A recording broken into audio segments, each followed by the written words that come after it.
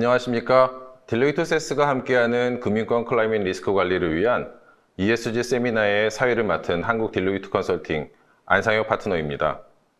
저는 국내외 은행 및 보험, 카드, 여전업 등에서 지난 23년간 금융 전문가로 자문을 수행한 경험을 바탕으로 현재 딜로이트 컨설팅의 금융산업 총괄 리더를 맡고 있습니다. 이번 금융기관 대상 ESG 세미나의 사회를 맡게 되어 대단히 영광으로 생각합니다. 이번 세미나는 한국 딜로이트 그룹과 세스 코리아의 협력으로 기후변화 대응과 지속 가능 발전에 있어 금융계의 역할이 점점 중요해지고 있는 이 시기에 관련 국내 금융기관의 ESG 경영 및 지속 가능 금융 추진 노력을 지원하기 위해 마련되었습니다.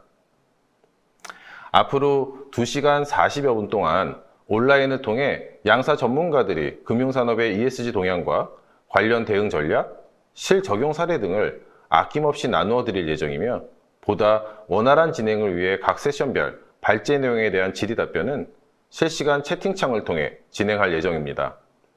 모쪼록 귀한 인사이트를 얻어가시는 자리가 될 수 있도록 진행해 보겠습니다. 세미나를 여는 첫 시작으로 백인규 한국 딜로이트 그룹 ESG 센터장 및 이광열 세스 코리아 전무의 인사 말씀을 듣도록 하겠습니다.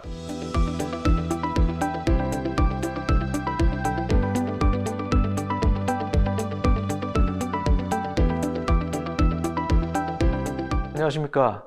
한국 딜로이트 그룹 ESG 센터장 백인규입니다. 금일 딜로이트 세스가 함께하는 금융권 클라이밋 리스크 관리를 위한 ESG 세미나에 참석해 주신 모든 분들께 진심 어린 감사 인사 드립니다. 오늘 참석하신 많은 분들이 기후변화 대응에 대한 시급성과 중요성을 체감하고 계실 것으로 생각됩니다. 탄소 중립과 탈탄소화를 위한 노력이 국가와 정부 차원을 넘어 이제는 한 국가의 산업과 경제를 책임지는 민간 기업으로까지 빠르게 확대되고 있습니다. 저희 딜로이트도 단순히 고객의 탈탄소 전환을 지원하는 것에서 그치지 않고 고객과 함께 뛰기 위한 노력의 일환으로 글로벌 차원에서 지난 2020년 9월 월드 클라이밋을 출범하고 2030년까지 넷제로 달성을 선언한 바 있습니다. 초청글에서도 강조했습니다마는 유엔은 전 세계적인 기후변화 대응과 2030 지속가능 발전 목표 달성에 연간 약 8천조 원 이상의 자금이 소요될 것으로 예측하고 있습니다. 지난 7월 온실가스 감축을 위한 포괄적 정책 패키지인 Fit for 55를 발표한 EU도 2030년 1990년 대비 55% 감축 목표 달성을 위해 매년 약 500조 원의 추가 투자가 필요할 것으로 보고 있습니다. 이는 결국 공공과 민간 부문 모두의 절대적인 투자 확대가 필요함을 의미합니다. 다행히 국내외 금융기관들은 자체적인 ESG 전략 수립과 함께 책임 투자와 임팩트 투자 등 적극적인 지속가능 금융 활동을 통해 이러한 자금 흐름을 만들어내고 있습니다. 최근 딜로이트가 발간한 기후변화 경제 보고서에서는 우리나라의 선제적 기후행동 여부에 따라 2070년 935조 원에 달하는 경제적 누적 손실을 부담하게 되거나 2,300조 원의 추가적인 이익을 얻게 될 수 있는 것으로 전망했습니다.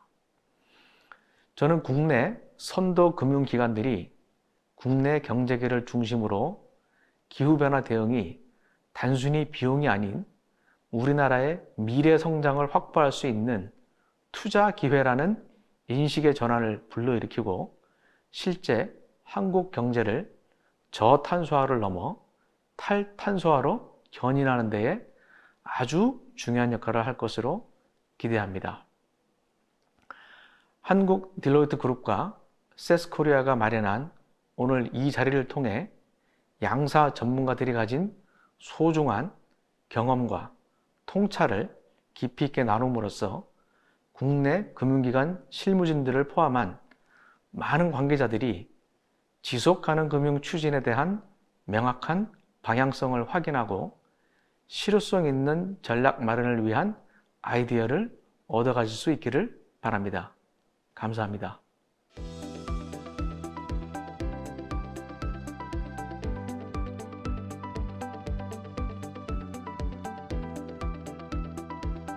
안녕하세요.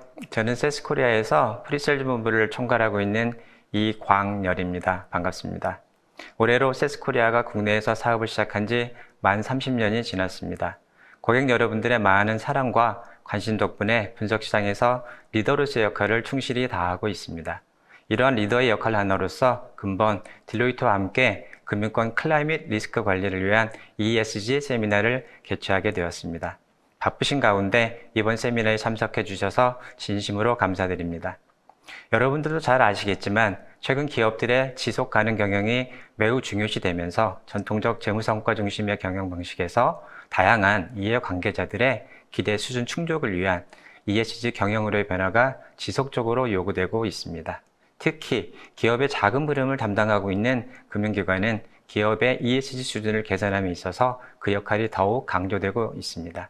이에 근본 금융권 ESG 세미나에서는 ESG 변화 트렌드에서부터 금융당국의 요구사항, 또 탄소 배출이 금융기관 건전성에 미치는 영향도 분석 방안뿐만 아니고 국내에 적용한 사례까지 다양한 컨텐츠를 준비했습니다. 아무쪼록 포스트 코로나 시대와 더불어 급격하게 변화하는 금융환경에 능동적으로 대응하기 위한 혁신의 아이디어를 접해보시고 고객 여러분들의 ESG 전략 수립에 많은 인사이트를 얻으실 수 있는 뜻깊은 시간이 되셨으면 합니다. 다시 한번 참석에 감사드리고 다음에는 오프라인으로 뵙기를 기대하겠습니다. 감사합니다. 두 분의 귀한 인사 말씀 감사합니다.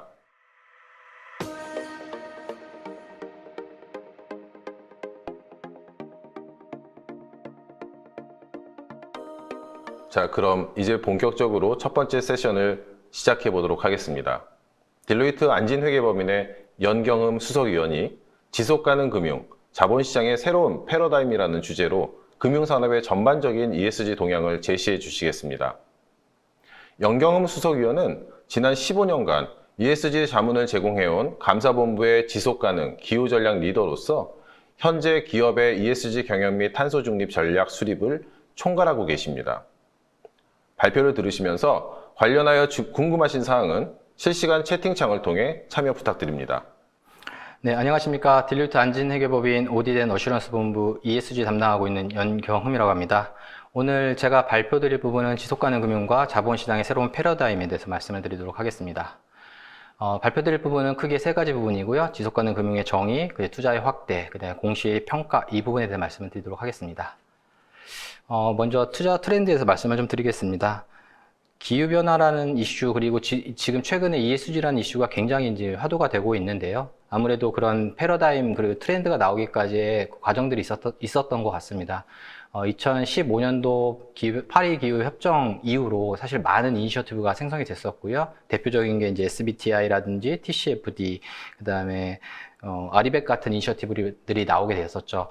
근데 지금 저희가 봤을 때는 여러 가지 활동들이라든지 분석 기반을 봤을 때 이 TCFD라는 기후변화 재무 공시가 나오면서 굉장히 그 금융 쪽 사이드에서 굉장히 파급력을 많이 가졌던 것 같습니다. 결국에는 그 금융 사이드에서 평가를, 기후변화에 대한 공시를 시작을 했고, 그 공시들이 투자자들한테 임팩트가 가게 되고, 그 임팩트가 결국에는 기업들한테 영향을 주었다, 이렇게 보여지고 있습니다. 그리고 또 이제 더불어서 그 TCFD가 2017년도에 나오면서, 그 권고안이 나오면서 블랙락이라든지 자산운용사들이 굉장히 그걸 받아서 많이 활동을 했었죠. 그리고 최근에 이제 레리핑크 대표가 계속적으로 그런 요구사항들을 냈었고요. 사실 블랙록을 뭐 들여다보면 아시겠지만 뭐 세계 최대 자산운용사라고 말씀들을 하십니다. 결국 우리나라로 따지면 이게 올해 초 기반으로 8조, 그러니까 결국에는 우리나라 돈으로 1경 정도의 규모를 가지고 있는 자산운용사인데요. 우리나라 국민연금이 한 600조 정도라고 치면 굉장히 어마어마한 자금들이 ESG 투자에 대해서 굉장히 관심을 가지고 이제 시작을 했다, 이렇게 보여질 수 있습니다. 이런 활동, 일련의 활동들이 결국에는 ESG의 활동들을 굉장히 파급력 활동에게 밀어붙였다라고 보여지고 있고요. 기업들은 이런 활동들에 대해서 어떻게 대응해야 되는지도 아마 지금 굉장히 심각하게 고민하고 있는 걸로 알고 있습니다. 이런 ESG에 대한 정의를 간단하게 보면 뭐 아시겠지만 이 환경, 사회, 지배구조의 첫자를 따서 ESG라고 하고 있고요. 사실 이런 개념이 어떻게 보면 새로운 개념은 아닌 것 같아요. 저희가 2000년도 그리고 2010년도에도 기업이라든지 아니면 금융권에 가서 저희가 컨설팅을 진행할 때도 이런 ESG라는 용어를 사용을 하고 있었고요. 지금은 이 ESG라는 용어가 되게 고도화가 돼서 어떤 평가 지표, 평가 체계 안에서 굉장히 잘 이루어지고 있는 부분인 것 같습니다. 이런 지속 가능 금융이라는 것은 어떻게 봐야 되느냐. 예전에 일반적으로 저희가 알고 있는 금융투자, 그러니까 투자에 대한 수익률, 그리고 기관 투자자들이 어떠한 그 상업적 투자를 통해서 이루어지는 수익뿐만 아니라 지금 과거에 선한 행동, 사회 기부 활동, 벤처 기부 활동, 이런 사회적 가치에 대한 기부를 다 포괄하고 있는 스펙트럼이 넓은 부분이라고 보시면 될 것 같아요. 그런 내용들을 지금 OECD에서도 발견을 했었고, 결국엔 이런 것들이 사회적 투자와 임팩트 투자가 연결이 되고 ESG 투자로 확대되면서 여러 가지 영향들을 가지고 왔다, 이렇게 보여지고 있습니다. 이런 투자 생태계를 살펴보면 여러 가지 활동들이 이제 이 안에서 이루어져야 되는데, 특히 이제 투자자가 기업을 어떻게 보느냐, 그리고 이 금융시장을, 이 메커니즘을 어떻게 만드냐에 여러 가지 요인들이 있을 것 같습니다. 여기는 표현이 되고 있지 않지만 이런 것들을 활동하기 위해서 ESG 등급을 제공하는 등급 제공자라든지 인덱스를 제공하는 인덱스 제공자들이 나오고 있습니다. 아시겠지만 대표적으로 이제 MSCI, 서스테이너리틱스, 뭐 블룸버그, 로보코스엠 이런 단체들에서 어떤 평가들을 진행을 하고 있고요. 인덱스 같은 경우에도 MSCI라든지 지속가능 회계 기준위원회 같이 이제 사스비라고 하는 그런 평가 지표들을 기반으로 ESG 투자 생태계들이 확대되고 있다, 이렇게 보여지고 있습니다. 이런 공급자들은 아까 그래서 말씀드린 대로 이렇게 6가지 분류의 주요 공급자로 이제 보고 있고요. 기업부터 시작을 해서 기관 투자자들의 그 연관성을 잘 평가를 하고 있다, 이렇게 보여지고 있습니다. 예, 두 번째로 지속가능 금융 투자의 확대에 대해서 말씀을 좀 드리겠습니다. 최근 이제 ESG 이슈가 늘어나면서 팔리시라든지 이니셔티브가 굉장히 많아지고 있습니다. 예전부터 이런 금융권에 대한 그 이니셔티브들이 나와 있었고요. UNEP FI, 그 다음에 PRI 선언, 그 다음에 적도 원칙이라든지 TCFD, SBTI 같은 것들 이니셔티브들이 굉장히 늘어나면서 금융권 그리고 우리의 기업들이 여기에 대해서 많이 대응을 하고 있고요. 저희가 봤을 때 2017년도 TCFD 권고안이 나오면서부터 사실 많은 좀 변화가 있었다고 보여지고 있습니다. 왜냐하면 이 글로벌 은행들이 이런 파일럿 프로젝트를 진행을 하면서 기후 이슈를 사실 직접적으로 기업을 평가하기 시작을 했고, 이런 평가 방법이라든지 이 평가의 결과들을 우리 이제 금융상품 투자라든지 투자 원칙에 반영을 하기 시작했다, 이렇게 보여지고 있고요. 이런 활동들을, 일련의 활동들로 인해서 사실 기업들은 어떠한 정보들을 좀 더 적극적으로 공개하는 형태로 바뀌었다고 좀 보여지고 있습니다. 그리고 2021년도에 아마 텍사노미가 확정이 되면서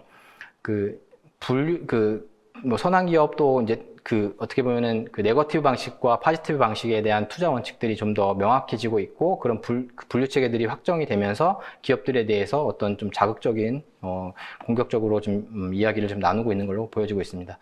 이렇게 보면 결국엔 이니셔티브라든지 프린시플 같은 원칙들이 굉장히 좀 증가하고 있었고, 이것들이 ESG 내재화로 기업 금융사들한테도 계속 요구를 하고 있습니다. 결국에는 기존의 전통적인 신용 리스크 외에 비재무적인 리스크도 반영을 해서 기업들을 평가하고 자금을 운영하기를 원하고 있습니다. 그리고 이런 것들이 단순하게 그냥 금융사 자체에서 평가하는 게 아니라 좀 투명하고 그 다음에 적극적으로 커뮤니케이션을 할 수 있도록 요구를 하고 있습니다.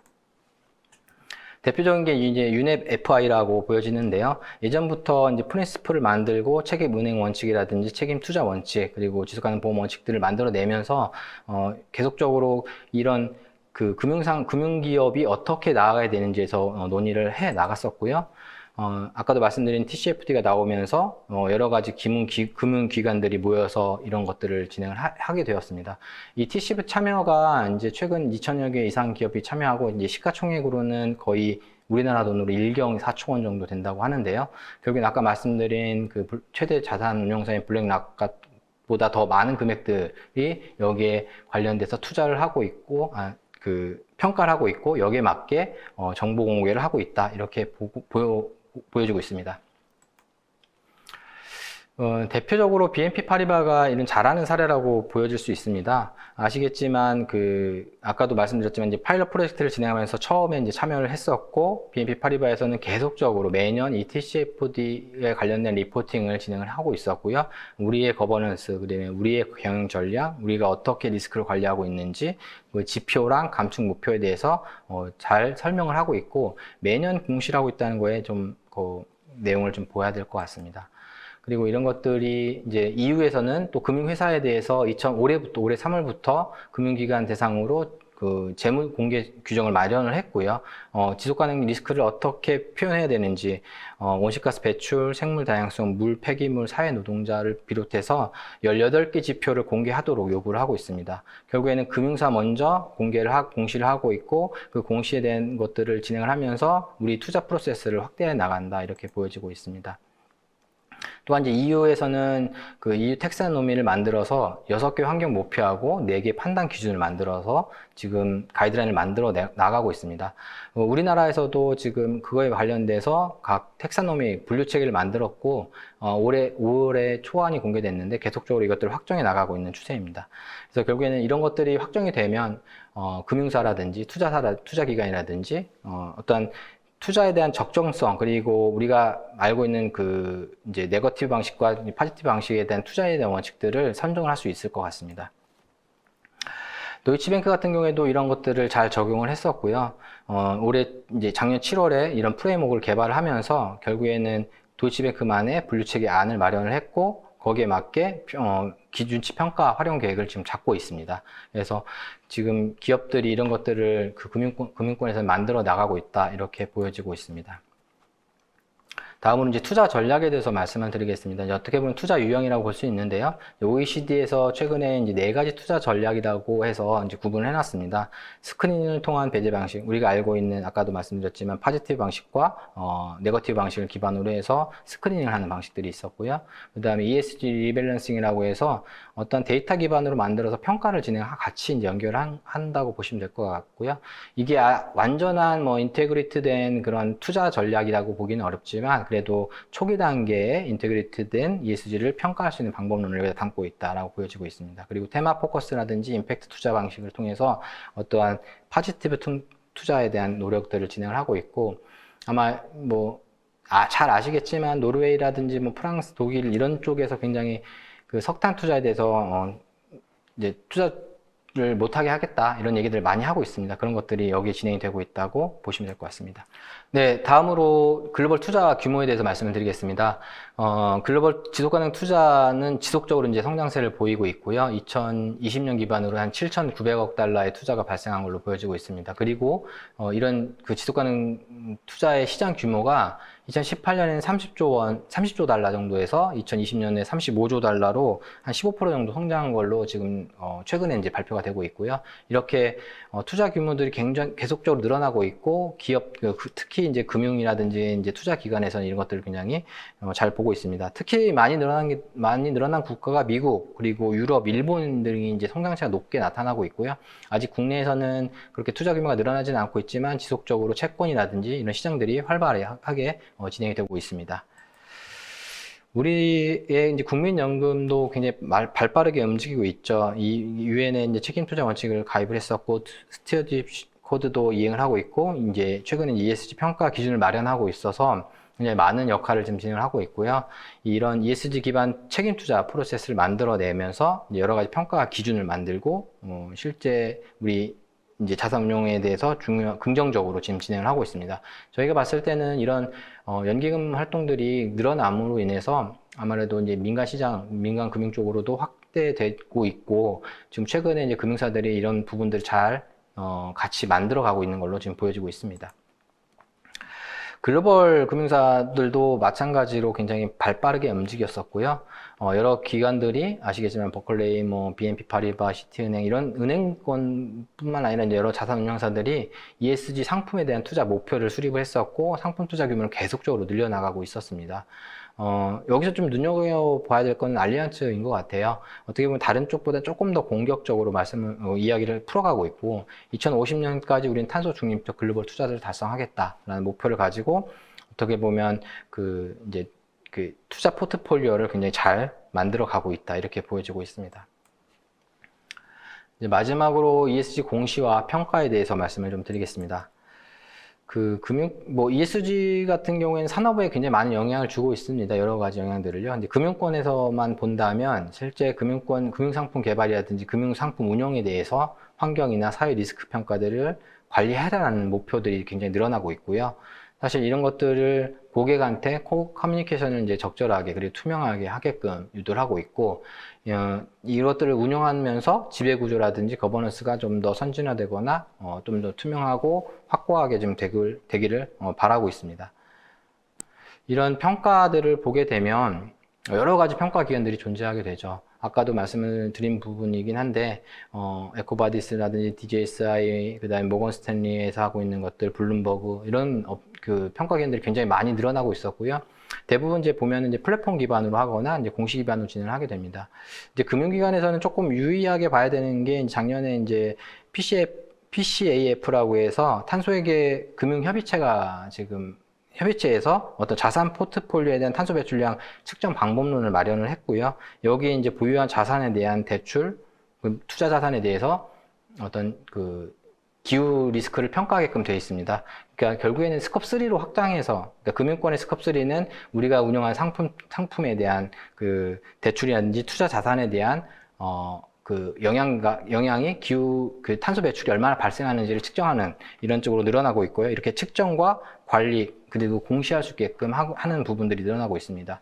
뿐만 아니라 이제 여기 안에 있는 아까도 말씀드린 SBTI라든지 TCFD 같은 기법을 통해서 우리의 활동에서 영향을 주는 것들도 스코프 1, 2를 포함해서 스코프 1, 2, 3 전체적으로 이제 관리를 하고 전략화 시켜서 감축을 하고 공시를 할 수 있게끔 유도를 하고 있다. 이렇게 이해해 주시면 될 것 같습니다. ESG 공시 의무화는 예전부터는 이제 EU 쪽이라든지 그쪽에서 먼저 진행을 했었고요. 최근에는 우리 이제 아시아권, 일본, 싱가포르에서 아시아 국가로 점점 확대되고 있습니다. 최근에 이제 일본 같은 경우에도 ESG 공시 의무화를 추진한다고 하면서 내년까지 공시에 대해서 하기 위한 항목들을 선정하기 위한 TF를 지금 하고 있고, 아마 내년 정도에 그게 선정이 되면 공시의 의무화를 지금 도입을 할 예정이라고 보여지고 있습니다. 우리나라도 마찬가지로 올해 발표를 했었죠. 기존에 이제 지배구조 보고서를, 기업 지배구조 보고서를 자산 2조 원 이상의 코스피 상장사만 대상으로 했었는데, 앞으로 2026년까지는 코스피 전 상장사로 확대하겠다. 그리고 지속가능 경영 보고서 같이 비재무 공시 보고도 지금은 자유공시지만 앞으로 2030년까지는 코스피 전 상장사로 확대하겠다. 결국에는 기업들이 기존에 재무 관련된 가치만 보고했다면 지금은 이런 비재무, 특히 이제 ESG 기반으로 한 환경, 사회, 거버넌스에 대해서 보고할 수 있게끔 진행을 하고 있고요. 지금 현재 아까도 계속 말씀드렸던 이제 TCFD 이런 기후 관련된 이슈들은 어떤 정량화시키고 어떤 평가 체계로 확대되고 있었던 걸로 좀 이해를 해주시면 될 것 같습니다.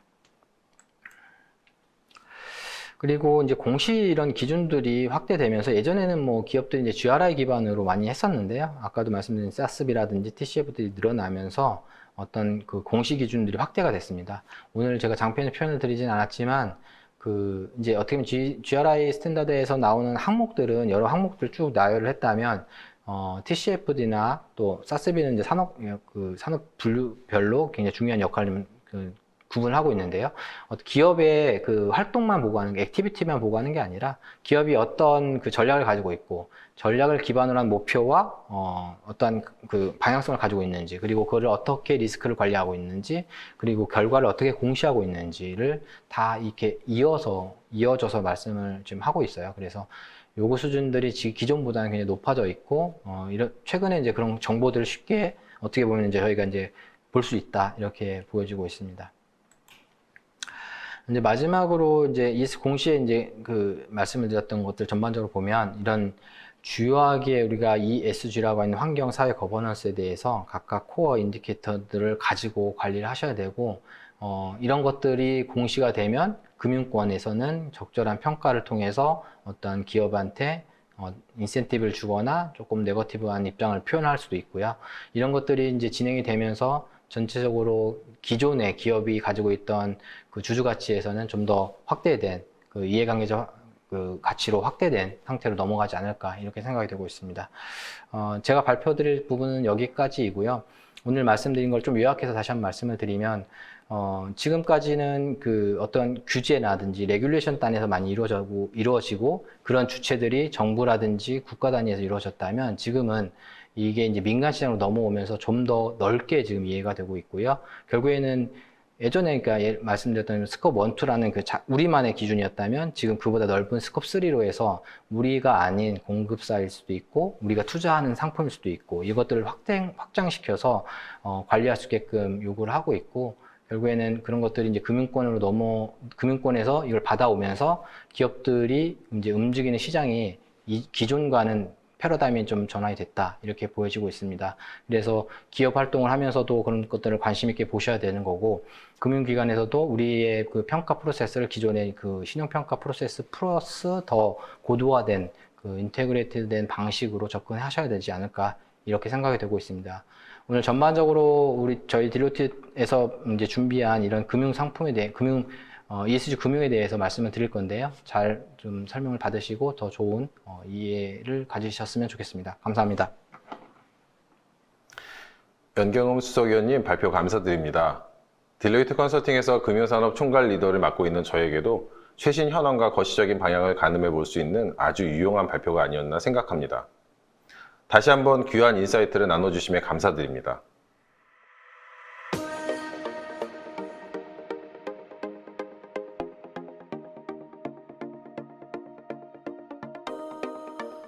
자, 그럼 이제 지체 없이 두 번째 세션으로 이어가도록 하겠습니다. 금융계에서 ESG가 피할 수 없는 과제라면 금융기관들은 어떠한 전략들을 활용할 수 있는지에 대한 고민이 많을 것으로 생각됩니다. 이러한 고민에 조금이나마 도움이 될 수 있도록 딜로이트와 세스코리아가 보유하고 있는 ESG 관련 솔루션들을 소개해드리고자 합니다.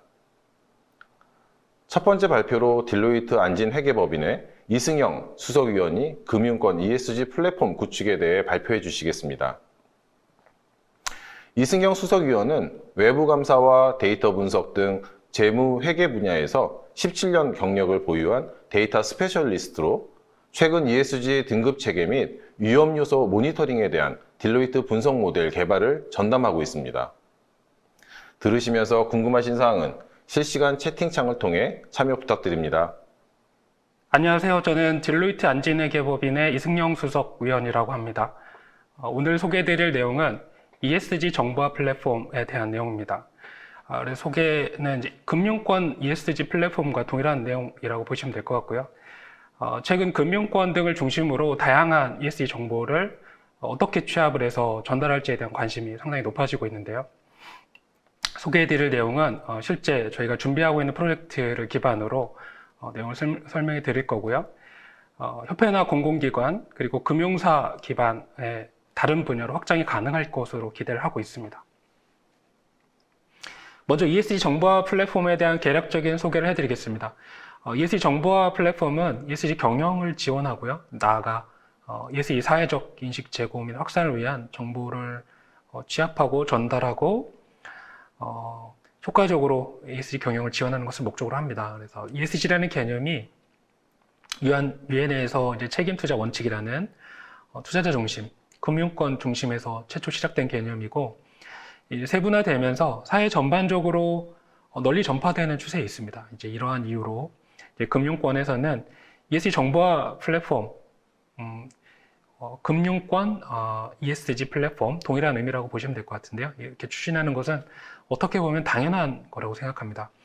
ESG 정보화 플랫폼의 주요한 내용으로는 ESG 가이드, 이제 규제 동향, ESG에 대한 자발적 공시 현황 등에 대한 내용, 그리고 ESG에 대한 데이터 애널리틱스 솔루션 제공 등이 있을 수 있는데요. 세부적인 내용은 다시 한번 설명해 드리겠습니다. ESG 정보화 플랫폼은 ESG 정보의 특성과 향후 역할 등을 고려해서 두 가지 관점에서 설계가 됩니다. 하나는 ESG에 대한 공공성이라는 특징과 그다음에 다른 하나는 ESG 날리지 허브와 소통 채널이라는 것입니다. 기업의 ESG에 관련된 다양한 활동은 사실 사회 기여 등을 통해 사회적으로 효용을 증가시킨다고 볼 수 있고요. 그래서 공공재로서 역할을 수행한다고 생각합니다. 그래서 ESG 데이터 또한 공공재처럼 모든 기업이 관련된 데이터를 의무적으로 공개를 해야 되고요. 향후에. 그래서 모든 사람이 접근 가능한 필수 정보가 되고 있습니다. 따라서 개별 기업을 통한 정보 제공에는 한계가 있다고 생각이 됩니다.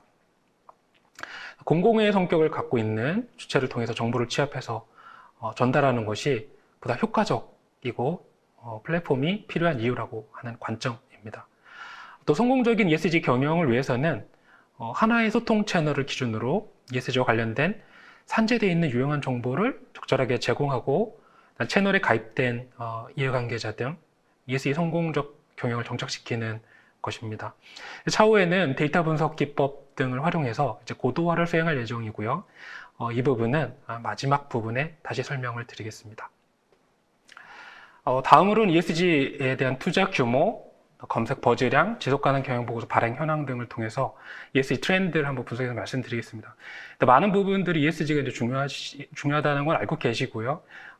다 이렇게 알고 계시는 거지만 다시 한번 확인 차원에서 제가 한번 서치를 해봤습니다. 구글 검색량 같은 경우는 2018년 이후에 증가세를 보이고 있고 2021년 이후에 저희 팀에서 예측한 바에 따르면 세계적으로 상당한 폭발적인 이제 관심을 보일 것으로 예측이 되고 있고요.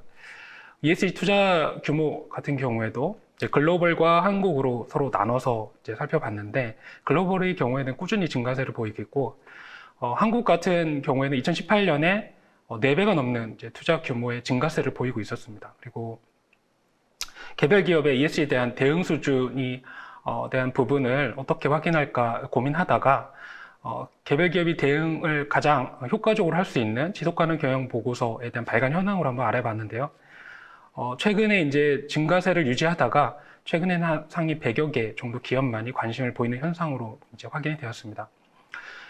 주요 기업 외에 ESG 대응이 높지 않은 이유에 대해서 한번 생각을 해봤습니다. 그랬더니 ESG 자체가 상당히 생소한 개념이죠. 그리고 어떻게 대응을 해야 할지, 어떻게 지속 가능 경영에 활용을 해야 될지에 대한 방향 제시가 어렵다는 현실적 한계가 있습니다. 이러한 한계 때문에 사실은 공공 중심, 제가 말하는 이제 공공이라는 것은 이제 그룹의 지주사일 수도 있고요, 협회일 수도 있고요. 그러니까 컨트롤 타워 개념이라고 보시면 될 듯합니다. 그래서 공공에 기반한 정보를 취합하고 이에 기반한 방향성 제시, 예를 들면 ESG에 대한 이해관계자의 정기적인 의견 수렴을 통한 지원, ESG 경영에 대한 지원 등이 필요한 이유이기도 합니다. 그래서 개별적으로 정보를 취합, 분석, 전달하기보다는 상호 힘을 합쳐서 공공의 중심, 컨트롤 타워 중심으로 방향을 설정해 나가는 것이 바람직할 것 같다는 생각입니다. 바로 공공 중심의 정보 플랫폼이 필요한 이유이기도 합니다. ESG 정보화 플랫폼에 필요한 이유에 대해서 제가 한 5가지 정도 생각을 해봤습니다. 그래서 실질적으로 국내에서 시도되는 최초의 사례라고 보시면 될 것 같고요. 이러한 이유 중에는 현실적으로 여러 가지 이유가 있는데, 이제 첫 번째 이유가 중소형 금융기관 같은 경우에는 이제 개별적인 ESG 대응이 상당히 어렵습니다. ESG 개념도 생소하고 ESG에 대한 컨설팅 피도 사실 상당히 부담이 돼 있고요. 그래서 어떻게 대응할지에 대한 게 현실적으로 어려운 문제가 있고요. 둘째는 ESG 정보가 체계적으로 집계되지 않고 다양하게 산재되어 있다는 문제가 있습니다. 그래서 ESG 관련된 가이드라인만 해도 GRI라든지 TCFD, SASB 등 굉장히 다양하고 되게 개별적으로 차지하는 문제가 좀 있습니다. 물론 다 영어 원문으로 돼 있고요. 그래서 ESG 관련된 또한 세계적인 변화가 또 빠르게 변화하고 있고요. 변화 속도에 맞춘 적실성 있는 정보 확보도 상당히 중요합니다. 그리고 ESG 성공 사례나 사회적 가치 창출 등에 대한 사례를 좀 구체적이고 실무적으로 공유하고 방향성을 설정하는 것이 굉장히 중요한 일 중에 하나라고 생각이 되는데요. 아직 이에 대한 이제 구체적인 공유 사례가 상당히 부족하다고 생각이 듭니다. 예를 들어서 일본 같은 경우에는 환경부 차원에서 TCF 대한 세부적인 실무 가이드라인을 발간하고 많은 기업들에 대한 세부적인 실제 사례들을 공시하고 있습니다. 그래서 또 마지막으로 말씀드리고 싶은 것은 또 ESG의 공공성이라는 특성입니다. 다시 한번 말씀드릴 건데요. ESG 관련된 기업의 활동은 이제 환경, 사회, 지배구조 통한 효용을 증가시키는 공공재 성격을 가지고 있습니다. 앞에서 말씀드린 것처럼 ESG 정보의 경우에도 이제 향후에 이제 필수적으로 의무화되고 있는 추세고요. 평가 지표 수립도 어떻게 보면 국가 주도로, 공공 주도로 이루어지는 등 공공 주도의 정보를 취합하고 제공할 플랫폼이 필요한 이유이기도 합니다. ESG 정보화 플랫폼의 유형에 대해서 한번 살펴보겠습니다. 우선 현재 추진 중인 플랫폼은 웹 기반 플랫폼입니다. 그래서 최근에는 BI 기반의 정보를 취합해서 전달하는 다소 간소화된 방식의 정보 전달 유형도 일부 기업 측에서 요청하고 있습니다. BI 기반이라고 하면 쉽게 말씀드려서 시각화, 데이터 시각화 기반으로 이라고 보시면 될 것 같고요. BI 기반의 정보화 플랫폼은 정기적인 업데이트가 적합한 정보 전달 목적이라고 보시면 될 것 같고, 많은 양의 정보보다는 핵심적인 정보와 업데이트된 정보 전달 중심이고요. 구축 비용이 다소 저렴한 편입니다. 그리고 많은 양을 일시에 전달하기는 어렵다는 단점이 있지만 고객에서 요구하는 특정한 정보를 클렌징해서 전달할 수 있는 장점도 있습니다. 이에 반해서 웹 기반의 경우에는 다소 짧은 주기의 정보 업데이트가 이제 적합한 정보 전달 목적이고요. 정보 저장, 많은 양의 정보를 기록하고 저장할 필요가 있을 경우에 보다 적합한 방식이라고 보시면 됩니다. 물론 이 두 가지가 결합된 방식의 정보 전달도 역시 가능합니다. 그래서 예를 들면 최근에 이제 BI 기반의 정보 전달의 경우에는 예를 들어서 RE100에 가입한 회사가 최근에 많이 재생에너지 관련된 니즈가 높아지고 있기 때문에 가입을 했지만 벤치마킹 할 수 있는 회사가 적다 보니 해외에 있는 RE100 가입된 멤버들의 동향과 그 관련된 비재무 정보를 알고 싶어하는 니즈가 있습니다. 하지만 이런 정보들은 상당히 고가의 정보일 수 있고요. 정보 공개가 상당히 제한적이라서 데이터 분석 기법을 활용해서 이런 부분들의 정보를 취합해서 전달하는 것은 그와 관련된 의사결정을 하는 매니지먼트들에게 상당히 효과적인 정보를 전달할 수 있다고 생각을 합니다. 이 정보화 플랫폼의 진행 방식에 대해서 한번 살펴보겠습니다. 다소 모호한 개념이어서 이제 무엇을 어떻게 전달할지 먼저 정하는 방식부터 이제 시작을 하게 됩니다. 그래서 어떠한 컨텐츠, 그러니까 정보를 구성할지 기획을 먼저 하고요.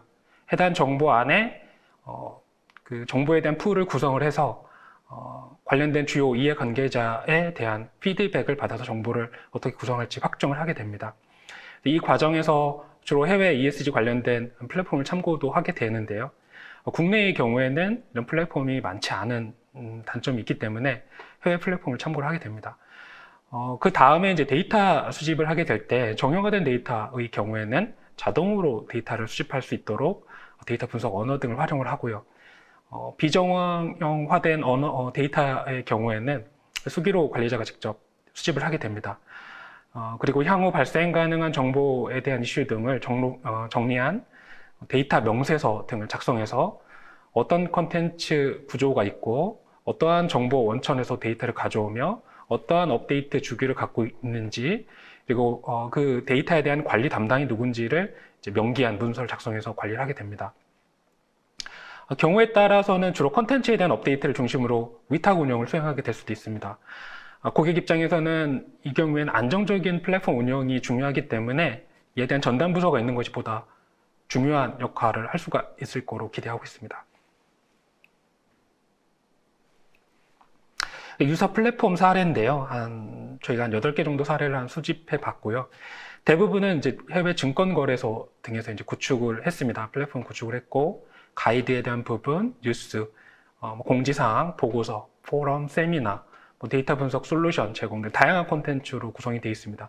그래서 한 6가지 정도로 분류를 해봤고요. 위에 콘텐츠는 이 중에 좀 특이한 부분은 홍콩 증권거래소와 나스닥 같은 경우에는 데이터 분석 솔루션을 접목을 하고 있습니다. 그래서 웹 기반 플랫폼을 차별화하고 있는데요. 정보 이용자가 플랫폼 사용을 높이는 하나의 활성화 방안이 될 수 있다고 생각하고 있습니다.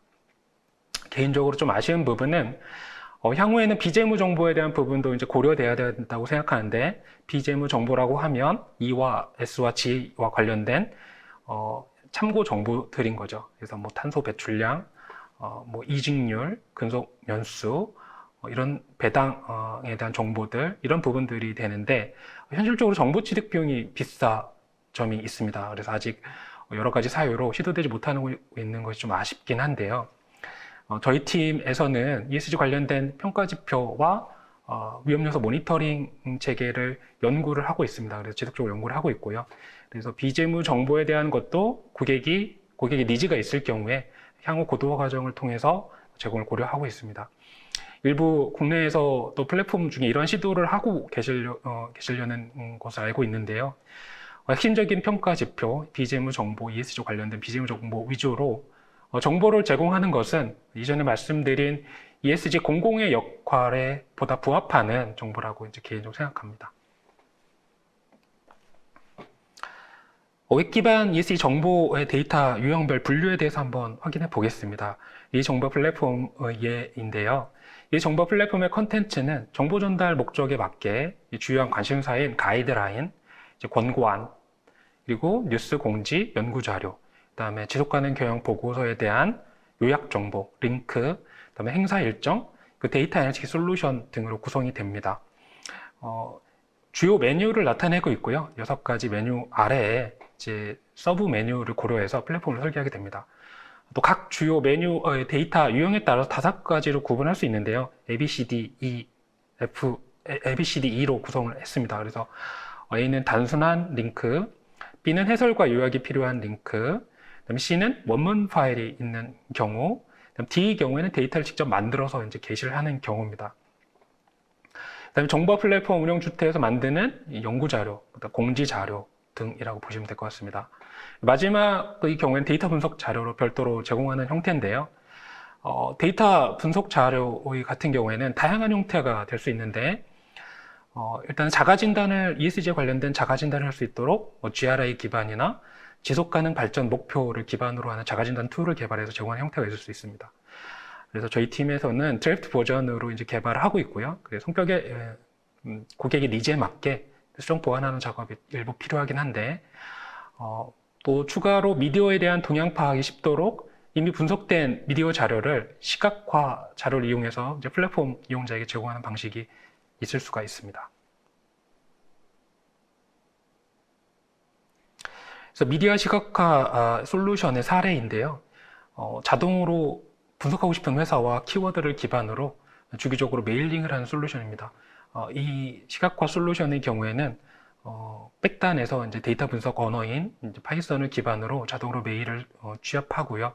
저희가 관심 있어 하는 메일에 대해서 자동으로 메일링을 하는 그런 형태의 솔루션입니다. 지금 일주일 정도의 기간인데요. 한 570여 건의 ESG 관련된 데이터가 추출된 걸 보실 수 있는데, 생각보다 많다고 생각이 드실 겁니다.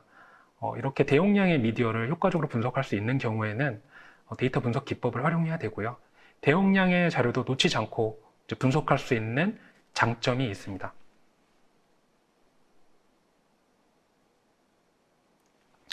다음으로는 이제 의탁 운영 방식인데요. ESG 정보화 플랫폼의 경우에는 약간 전문적인 ESG 정보를 다루고 있기 때문에 해당 정보에 대한 업데이트 등은 다소 난이도가 높을 부분일 수 있습니다. 따라서 위탁 운영이 필요한 프로세스일 수 있습니다. 그래서 전담 인력 등을 갖춘 별도의 컨설팅 조직을 통해 위탁 운영을 한다면 보다 효과적으로 이슈 등에 대한 관리가 가능할 거로 생각이 됩니다. 위탁 운영 후에 이제 안정화가 된 후에는 운영 매뉴얼 등을 작성해서 고객에게 이관하는 방식이 있을 수도 있습니다. 그래서 또한 또 계속 위탁 운영을 하게 되는 경우가 있을 수 있고요. 2가지 옵션이 있을 수 있다고 생각합니다.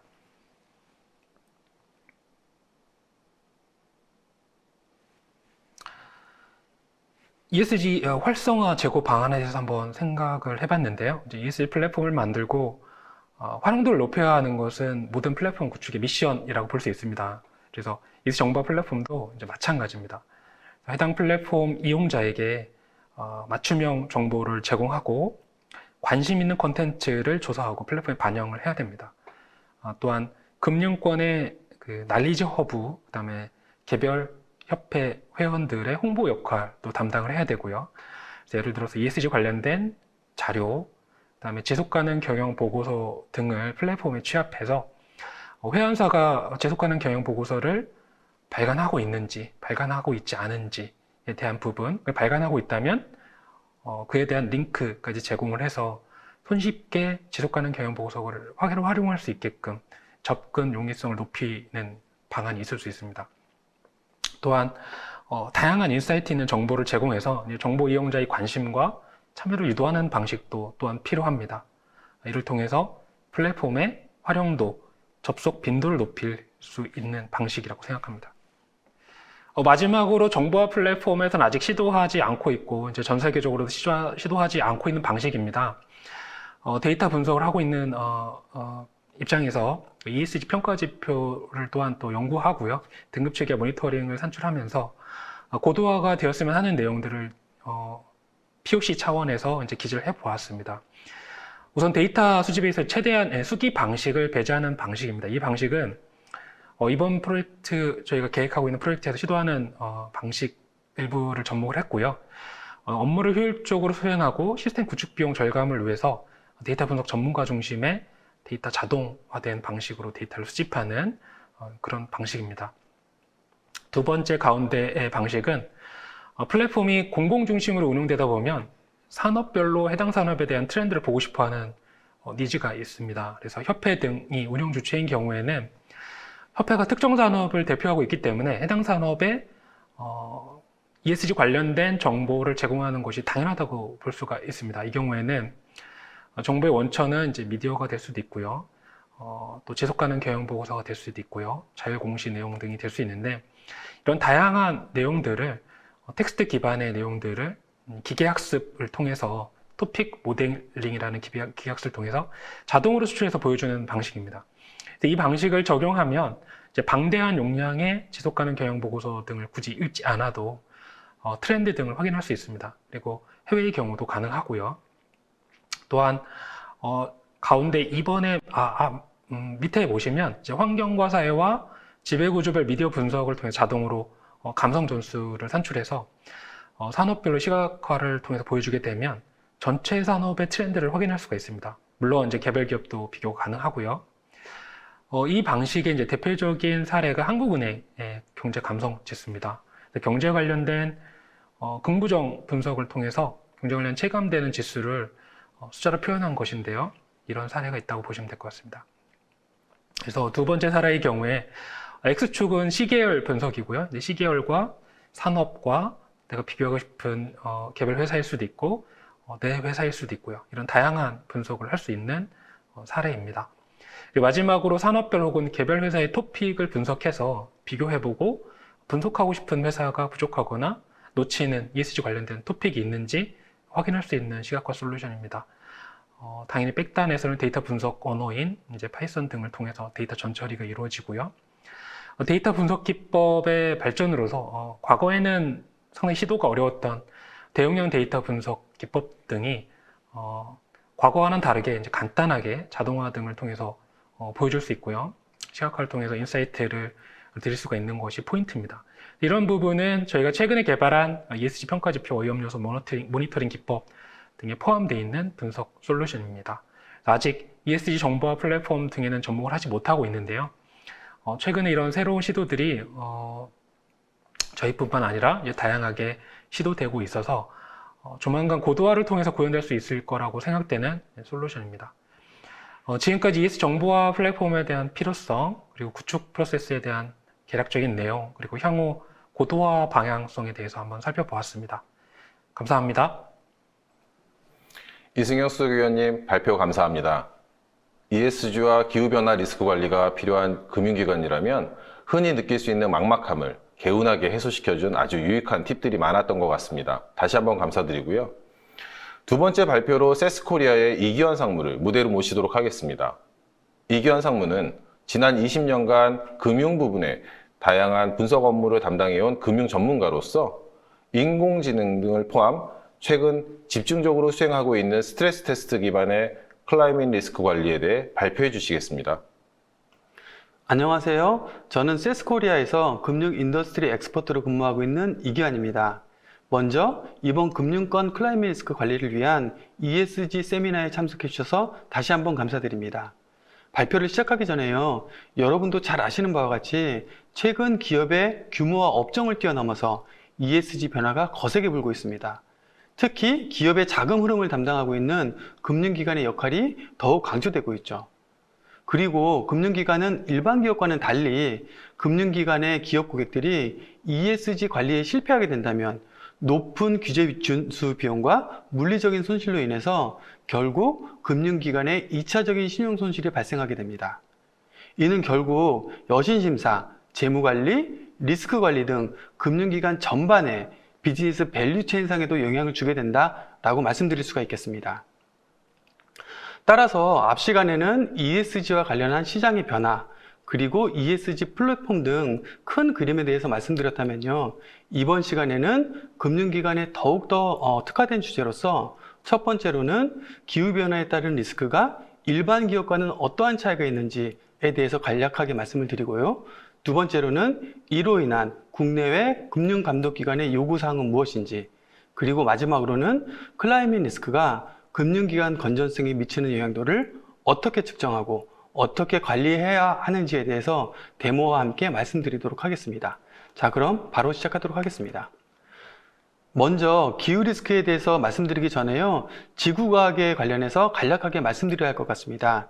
잘 아시겠지만 환경뿐만 아니라 우리 사회, 경제, 문화, 정치는 한쪽 방향으로 치우치면 용수철과도 같이 다시 원래 상태로 돌아오려는 복원력이 발생합니다. 우리 지구 환경도 보시는 바와 같이 약 10만 년을 주기로 지구의 온도가 높아졌지만 지구 자체의 복원력으로 인해 원래 상태로 돌아오는 과정을 지난 수십만 년 동안 반복했습니다. 그리고 탄소 배출과 기온은 거의 1에 가까운 높은 상관관계를 보이고 있어서 차트를 겹치도록 그릴 수 있었지만 보시는 바와 같이 산업혁명 이후 유례를 찾아볼 수 없는 엄청난 양의 탄소 배출로 인해서 두 축의 스케일을 맞추기 어려울 정도였고 지구의 복원력은 무한하지 않다라고 말씀드릴 수가 있겠습니다. 자, 이번에는 스케일을 조금 더 좁혀서요. 최근 200년 동안의 탄소 배출과 지구 기온 변화를 보면 앞서 말씀드린 바와 같이 산업혁명 이후로 폭발적으로 증가했고 꺾일 기세가 전혀 보이고 있지 않습니다. 따라서 과학자들은 더 이상 이러한 기후 변화를 글로벌 워밍, 지구 온난화라고 얘기하지 않고요. 클라이밍 리스크, 기후 리스크라고 부르고 있습니다. 그리고 마치 용수철을 너무 많이 당기면 용수철이 끊어지는 것과도 같이 지구도 특정 온도를 넘어가면 지구 자체의 복원력을 상실하게 되고 과학자들은 이와 같은 임계점을 저희들에게는 조금 생소하지만 티핑 포인트라고 부르고 있습니다. 다시 말하면 지구 기온이 이 티핑 포인트를 넘어가는 순간 전 세계가 아무것도 하지 않아도 어떠한 조치를 취하지 않아도 다시 절대 되돌릴 수 없다는 얘기이고 더욱 심각한 것은 과학자들도 지구의 티핑 포인트를 모른다는 것입니다. 자, 그리고 올해 글로벌 리스크 리포트에 따르면 리스크의 발생 가능성과 발생했을 때의 영향도 관점에서 기후변화 관리 실패를 가장 높은 리스크로 판단하고 있고 최근 전 세계에 엄청난 변화를 가지고 온 코로나 바이러스 팬데믹이나 전쟁보다도 더 높은 리스크를 내재하고 있다라고 평가하고 있습니다. 이러한 변화로 인해서 유럽 선진국들과 여러 세계의 기구에서는 2000년도 초반부터 지구 기온 상승을 1.5도 이하로 억제하기 위한 다양한 노력들을 추구하고 있고 최근에는 앞서 말씀드린 것과도 같이 기업의 자금 흐름을 담당하고 있는 금융기관의 역할이 더욱더 강조되고 있습니다. 그리고 정부 간 협의체인 IPCC에 따르면 기온이 약 4도씨 정도 증가하게 되면 GDP가 100년 전 경제 대공황 때 13%를 훨씬 뛰어넘는 약 30% 정도가 감소할 것으로 분석되고 있어서 저희가 몸담고 있는 금융산업에도 엄청난 손실을 가중할 것이라고 저희들은 판단하고 있습니다. 또한 뉴스에서도 보셨겠지만 올해 5월에 우리나라 최초로 기후 환경 분야와 관련한 정상회의를 개최했고 금융위원회에서는 올해 초 녹색 금융 추진 계획을 발표하기에 이르렀다라고 요약해서 말씀드릴 수가 있겠습니다. 자, 그렇다면 금융기관의 기후 리스크와 일반 기업의 기후 리스크는 어떠한 차이점이 있을까요? 기후 리스크는 먼저 크게 물리적인 리스크와 전이 리스크로 대별된다라고 말씀드릴 수가 있겠고요. 먼저 물리적 리스크는 농업에 피해를 주는 가뭄, 재산에 피해를 일으키는 홍수, 스키 등 레저 산업에 있어서 강설량 감소 등 기후변화로 인한 직접적인 피해를 이야기하고요. 전이 리스크는 기후변화 대응에 대한 높은 규제 준수 비용이나 소비자들이 친환경 업체로의 이동 등 저탄소 경제로 전환하는 과정에서 발생하는 리스크다라고 정의할 수 있습니다.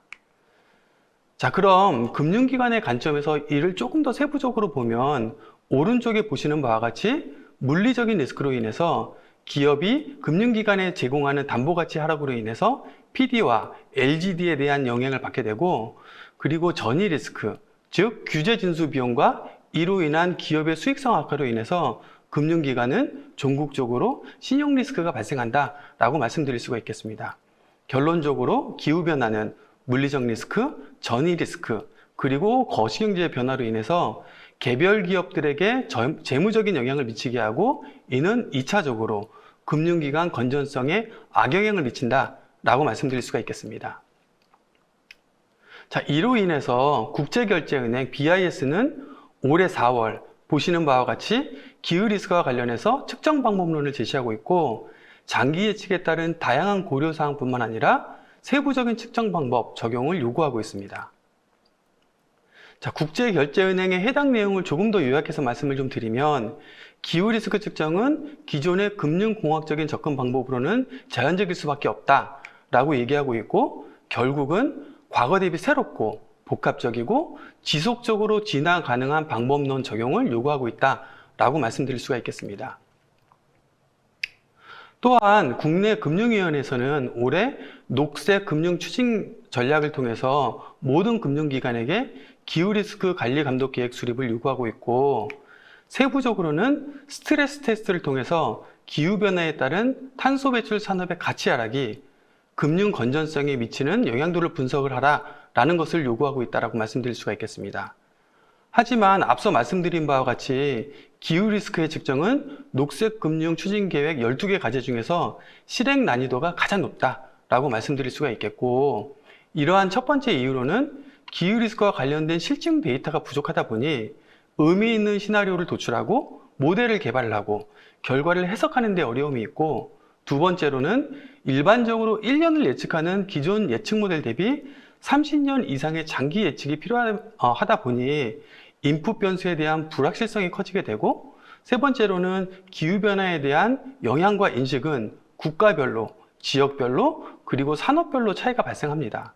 마지막으로 급변하는 디지털 환경, 그리고 코로나와 같은 라이프 스타일의 변화는 현재 관행을 언제든지 바꿀 수 있게 됨에 따라서 기존 금융공학적 접근이 제한적일 수밖에 없다라고 말씀드릴 수가 있겠습니다. 자, 결국 기후 리스크의 측정은 다양한 시나리오를 기반으로 영향도를 분석하고, 이를 기반으로 기후변화에 취약한 세그먼트를 식별해서 해당 결과를 전략에 연계할 수 있는 솔루션이 필요하다라고 말씀드릴 수가 있겠습니다.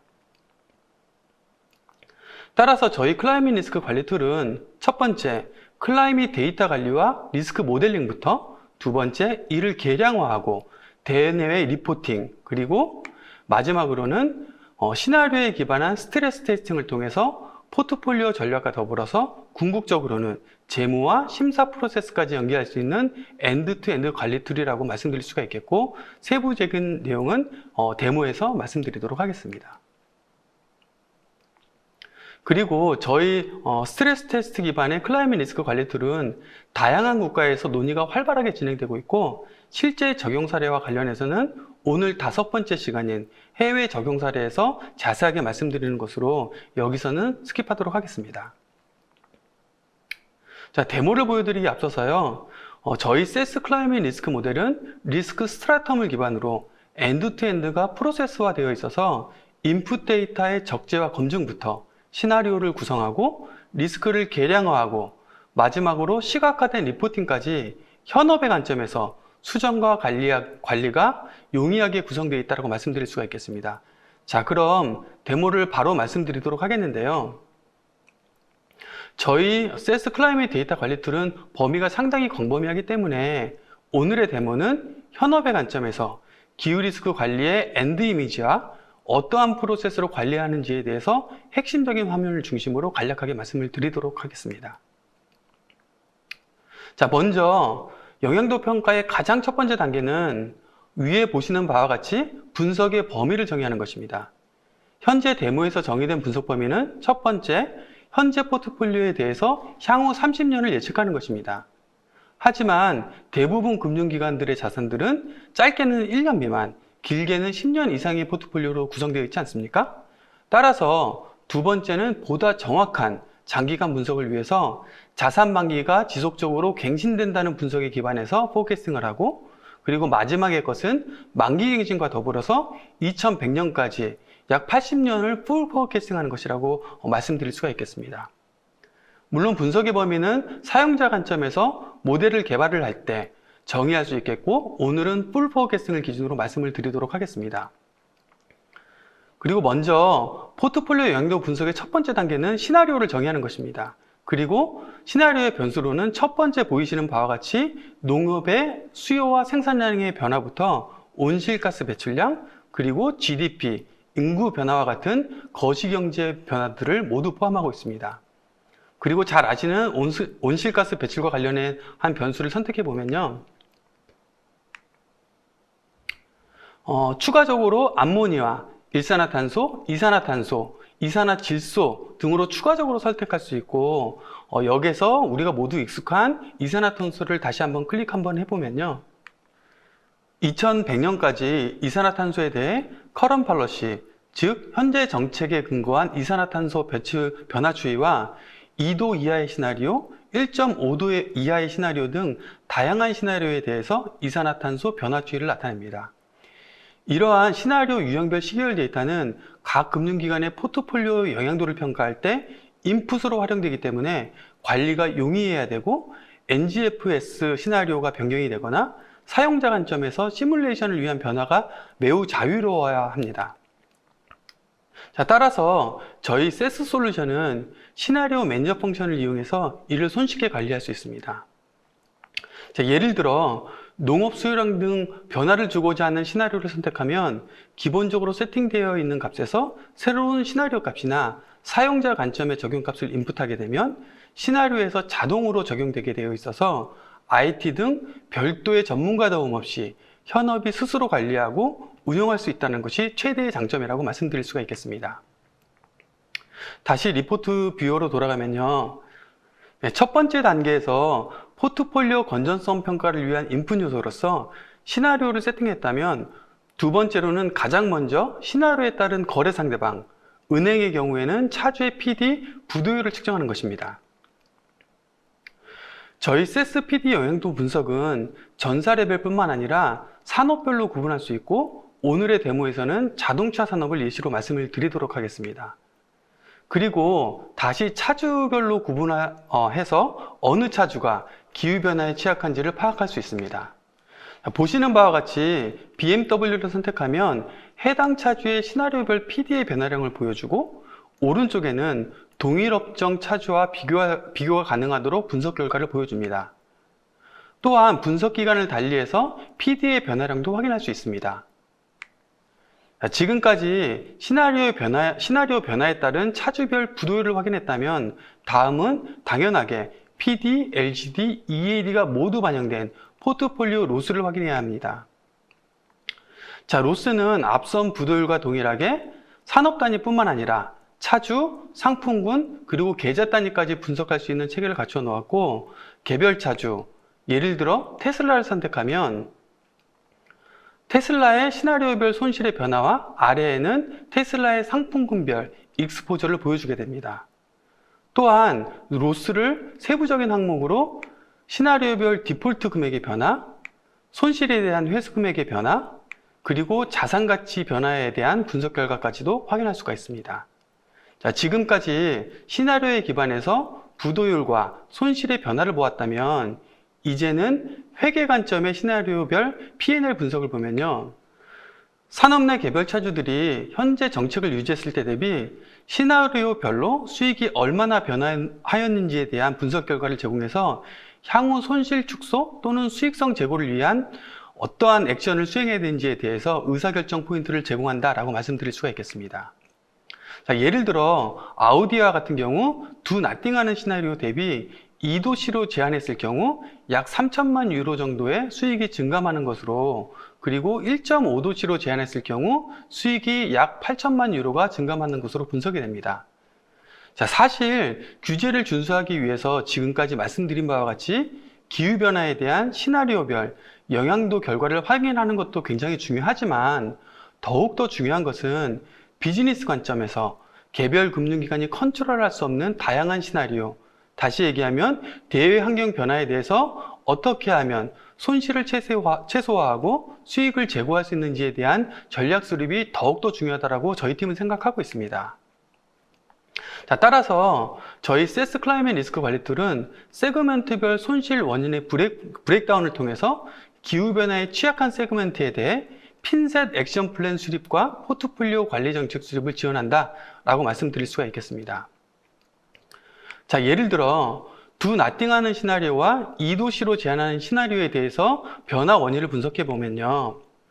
가장 왼쪽의 현재 정책 시나리오 대비 가장 오른쪽에 2도시로 제한하는 시나리오의 손실의 양이 어떠한 이유에 의해서 줄어드는지를 보여주는 것이고, 반대로 얘기하면 기온을 2도시로 제한하지 않으면 손실이 어떻게 증가되는지에 대해서 해석이 가능하다라고 말씀드릴 수가 있겠습니다. 보시는 차트와 같이 기후변화로 인해서 해당 금융기관의 자동차 산업군에서 매크로 리스크, 전위 리스크, 물리적 리스크, 그리고 재무 리스크가 얼마나 변화하는지에 대해서 자세하게 나타나게 됩니다. 그리고 추가적으로는 이번 데모에서 리스크가 가장 많이 발생하는 것으로 보여지는 전위 리스크를 클릭하고 상세 내용을 다시 한번 확인하게 되면 어느 차주가 전위 리스크에 대한 변동성이 가장 높은지를 시각적으로 나타내서 포트폴리오 조정이 필요할 때 핀셋 정책 수립을 지원한다 라고 말씀을 드릴 수가 있겠습니다. 자, 당연히 산업 내 손실 원인 분석을 추가적으로 탐색을 하면요, 차주별 손실 원인을 상세하게 분석할 수 있다고 말씀드리겠습니다. 자, 지금까지 데모 슬라이드를 총 5개 단계로 요약해서 말씀을 드리면요. 첫 번째로 NGFS와 사용자 관점의 핵심 기후 모델 시나리오 팩터들을 관리하고, 그 두 번째로는 각 시나리오의 변수들이 전위 리스크, 물리적 리스크, 그리고 매크로 리스크에 어떻게 그리고 얼마나 영향을 주는지에 대해서 모델링하고, 세 번째와 네 번째는 내부 포트폴리오의 세그먼트별 손실의 영향도 그리고 재무제표 영향도를 모델링하고 계량하는 단계입니다. 그리고 마지막으로는 모델의 결과를 확인하고 리포팅하고, 궁극적으로는 심사, 재무, 각 비즈니스 밸류체인에서 이 결과를 활용하는 것이라고 요약할 수가 있겠습니다. 자, 오늘 발표의 마지막 장표인데요. 결국 세스 스트레스 테스트 기반 클라이밋 리스크 관리 툴은 기본적으로 기후변화에 대한 산업별 자산가치 하락에 대한 영향도를 분석하고, 더 나아가서는 기후변화 영향도가 가장 높은 산업이 어떤 것인지, 또는 하이 세그먼트를 명확하게 식별을 하고 이를 통해서 선제적인 액션 플랜을 수립하거나 정책적 의사결정을 지원할 수 있는 툴이다 라고 자신 있게 말씀드릴 수가 있겠습니다. 자, 제가 준비한 내용은 모두 말씀드렸고요. 지금까지 기후변화로 인해서 기업들의 물리적 리스크와 전위 리스크가 어떻게 금융기관에게 영향을 주는지, 그리고 이에 대한 국내 금융기관 감독기관의 요구사항은 무엇인지, 마지막으로는 솔루션 관점에서 이러한 클라이밋 리스크를 관리하는 방법론은 무엇인지에 대해서 데모와 함께 간략하게 말씀드렸습니다. 자, 마지막으로 지금 제 영상을 시청하는 여러분들은 지금 하시는 비즈니스를 가장 잘 이해하고 고객을 가장 잘 아시는 분이라고 생각합니다. 저희 세스 클라이밋 리스크 관리 툴과 함께 딜로이트 그리고 저희 세스와 함께 새로운 변화에 있어서 새로운 성공 신화를 만들어가는 게임 체인저가 됐으면 좋겠습니다. 나머지 시간도 저희와 같이 해주시길 부탁드리겠고요. 지금까지 경청해 주셔서 다시 한번 감사드립니다. 이기환 상무님 발표 감사드립니다. 방대한 데이터 기반의 기후 리스크 관리에 대한 체계적인 기술적 접근 방식과 상세한 가이드를 제시해 주시지 않았나 싶습니다. 세션 2의 마지막 발표로는 딜로이트 안진회계법인의 임정훈 수석위원을 모시겠습니다. 딜로이트는 올해 회계법인 최초로 미디어 전문가들로 구성된 전담팀을 꾸리고요. 다매체 환경 속에서 기업 마케팅 전반의 진단부터 미디어 관련 최적화 솔루션을 제공하는 역할을 맡아오고 있습니다. 이 팀의 리더를 맡고 있는 임정훈 수석위원이 ESG 기반의 마케팅, 커뮤니케이션 전략에 대해 발표해 주시겠습니다. 안녕하세요. 딜로이트 안진회계법인에서 마케팅 앤 미디어 어슈어런스 업무를 담당하고 있는 임정훈 수석입니다. 오늘은 ESG 기반의 마케팅 커뮤니케이션 전략이라는 주제를 가지고 여러분들께 말씀을 드리려고 합니다. ESG 커뮤니케이션은 특정 산업이나 특정 기업에 국한되지 않고 ESG 경영 활동을 하는 모든 기업이나 산업에 공통적으로 적용되는 이슈라고 할 수 있습니다. 오늘 제가 말씀드릴 내용은 크게 3가지 주제로 나눠볼 수 있습니다.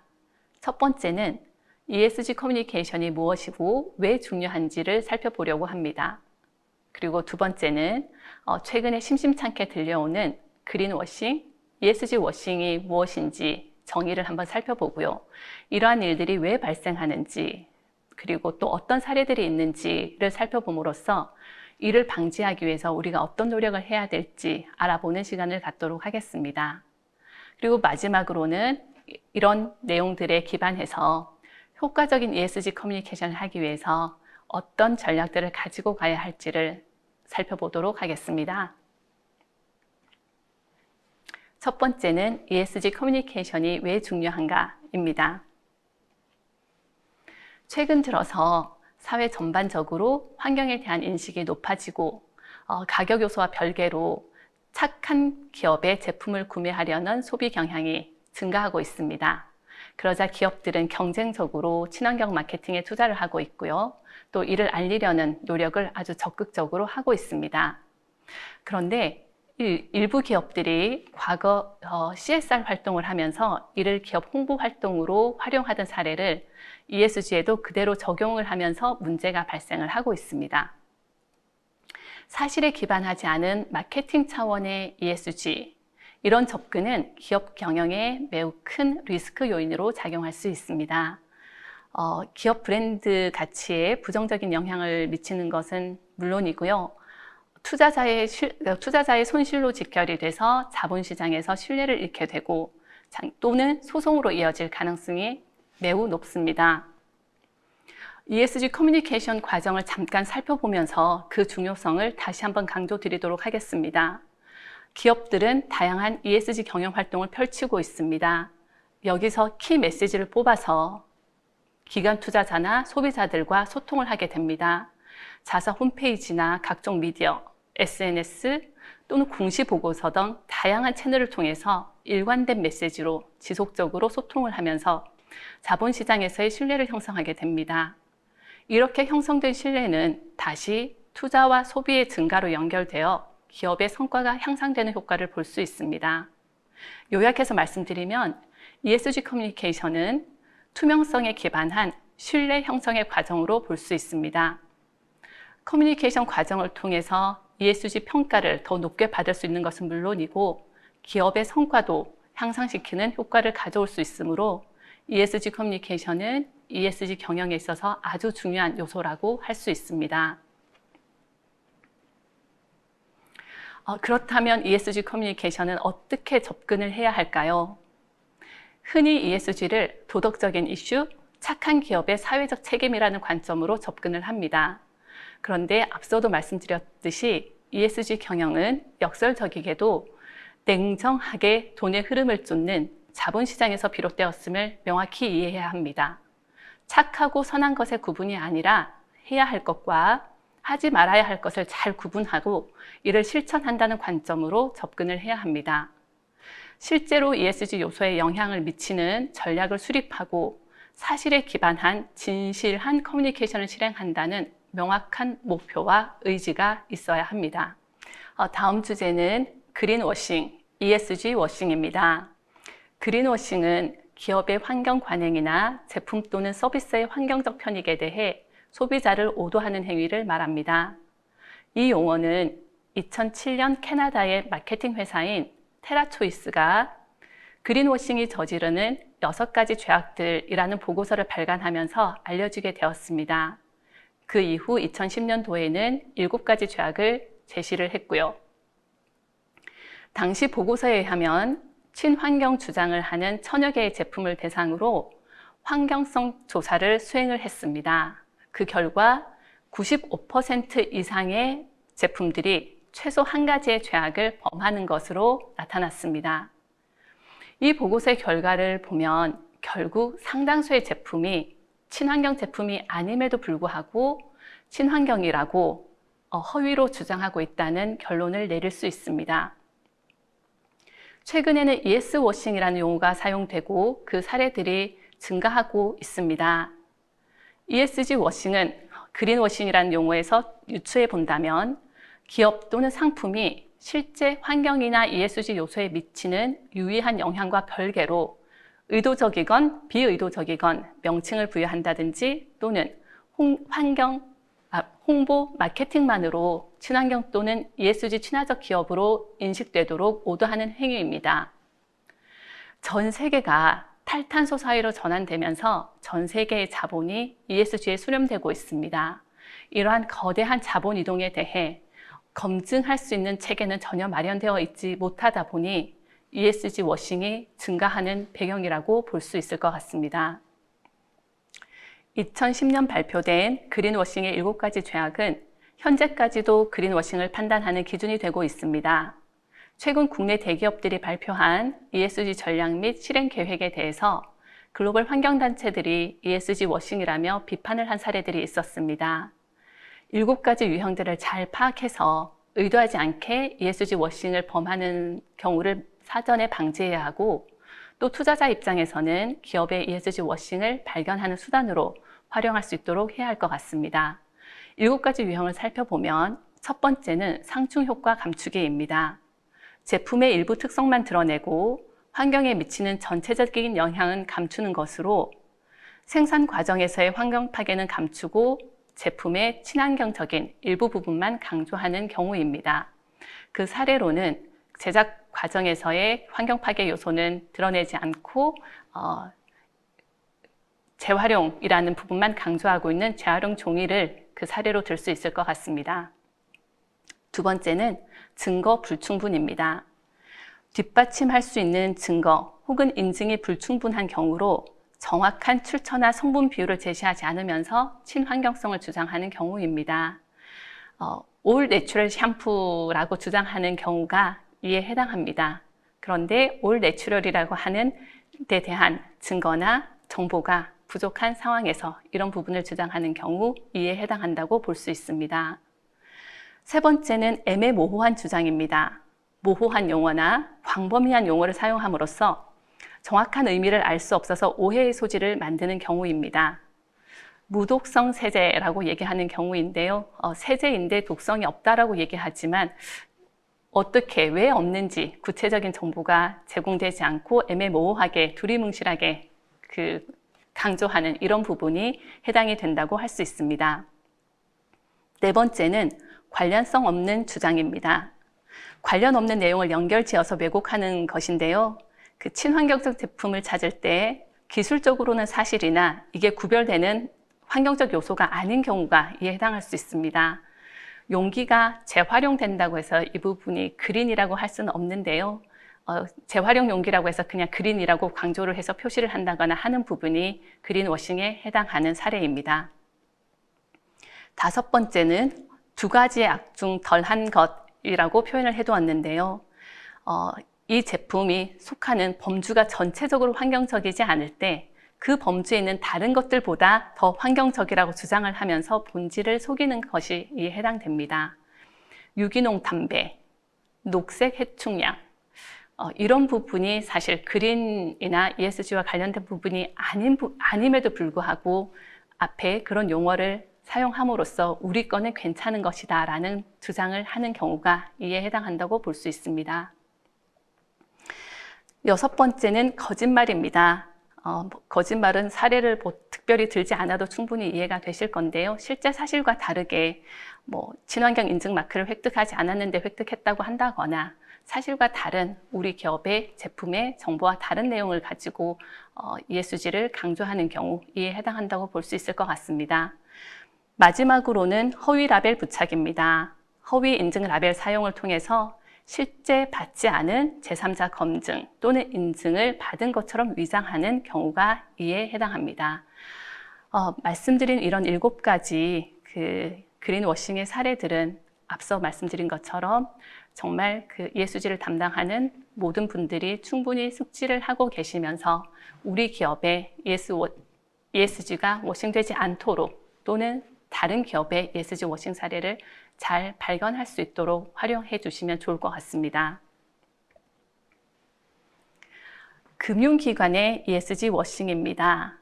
언론에 최근에 보도된 내용들을 보면 금융기관에도 ESG가 만연하다라는 표현을 쓰고 있는데요.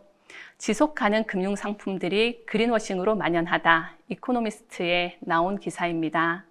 세계에서 가장 규모가 큰 20여 개 ESG 펀드 중에서 6개는 기후위기를 초래하는 미국 최대 석유 회사인 엑손에 투자를 하고 있고요. 2개 펀드는 아람코에 투자를 하고 있고 1개는 중국의 석탄 채굴 회사에 투자를 하고 있다고 합니다.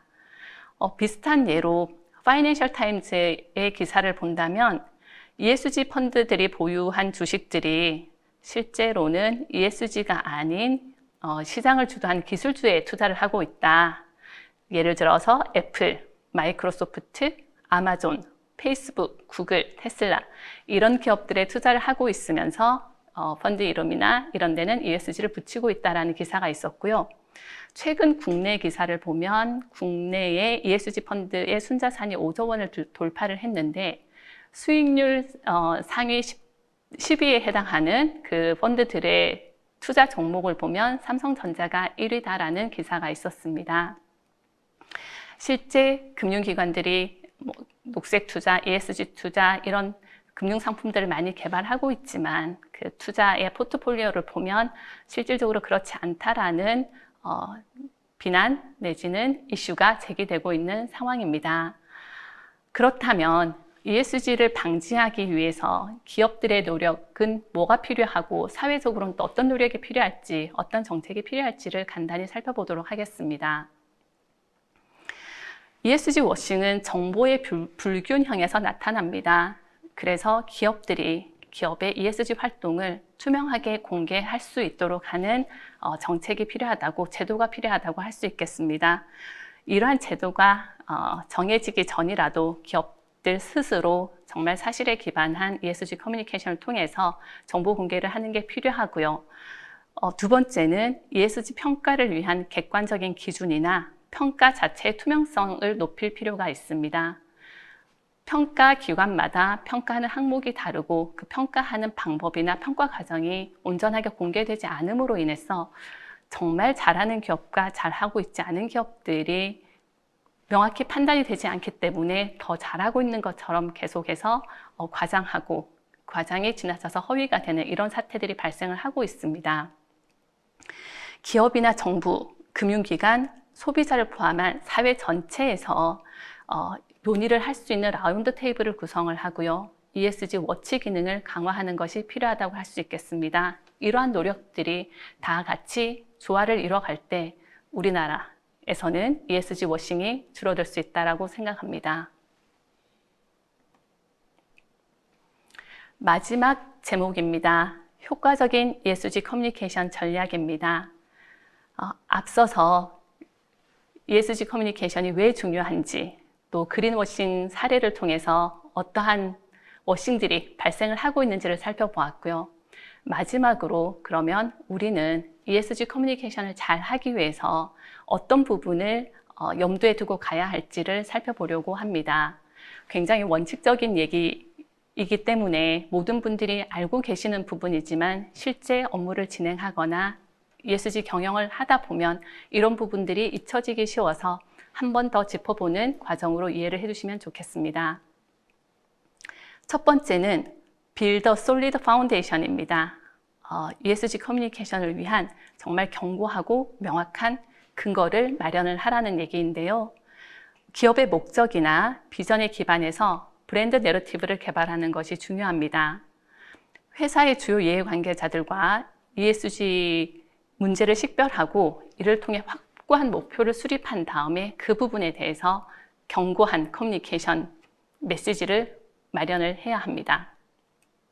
두 번째는 단순하라는 얘기입니다. Keep it simple 이라고 적어 놓았는데요. ESG와 관련된 모든 정보들, 우리 기업이 하고 있는 모든 자랑거리들을 다 소통을 하려고 하다 보면 제대로 전달되기 어렵습니다. 우리가 커뮤니케이션 하려고 하는 범위와 깊이를 명확히 정하고 단순화해서 일관되게 지속적인 스토리로 소통하는 것이 필요합니다. 저는 이 세 번째가 가장 중요하다고 생각을 하고 있는데요. Tell the truth입니다. ESG 경영은 정말 긴 시간과 노력을 필요로 합니다. 그런데 정직에 기반하지 않은, 사실에 기반하지 않은 ESG 경영은 결국은 브랜드와 이해관계자들 간의 신뢰를 저하시키게 됩니다. 어떠한 노력보다도 가장 힘들 수도 있고 아니면 가장 단순한 것일 수도 있는데요. 사실에 기반한 커뮤니케이션을 해야 한다는 부분을 모두 다 같이 한 번 더 명심해야 할 것 같습니다. 네 번째는 Include Supplemental Communication이라고 조금 장황하게 기록을 해놨는데요. 이미 모든 기업들은 기업의 마케팅, 광고 활동을 충분히 하고 있으실 겁니다. 이러한 활동에 연계해서 기존에 하고 있던 미디어, 매체에 연계해서 블로그라든지 소셜 네트워크, 회사의 주요 앱, 웹사이트 또는 공시 보고서를 통해서 ESG 커뮤니케이션을 강화할 필요가 있습니다. 회사의 투자자들이나 이해관계자들이 직접 참여할 수 있는 채널을 구축하는 것도 아주 효과적인 ESG 커뮤니케이션의 방법이 될 수 있다고 생각합니다. 다섯 번째는 Keep it relatable입니다.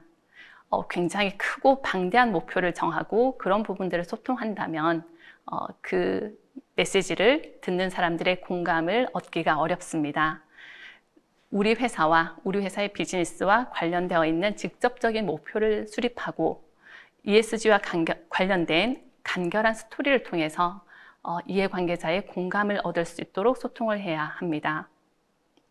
마지막으로는 Prioritize Effort입니다. 우선순위를 정하기라고 말씀드릴 수 있을 것 같은데요.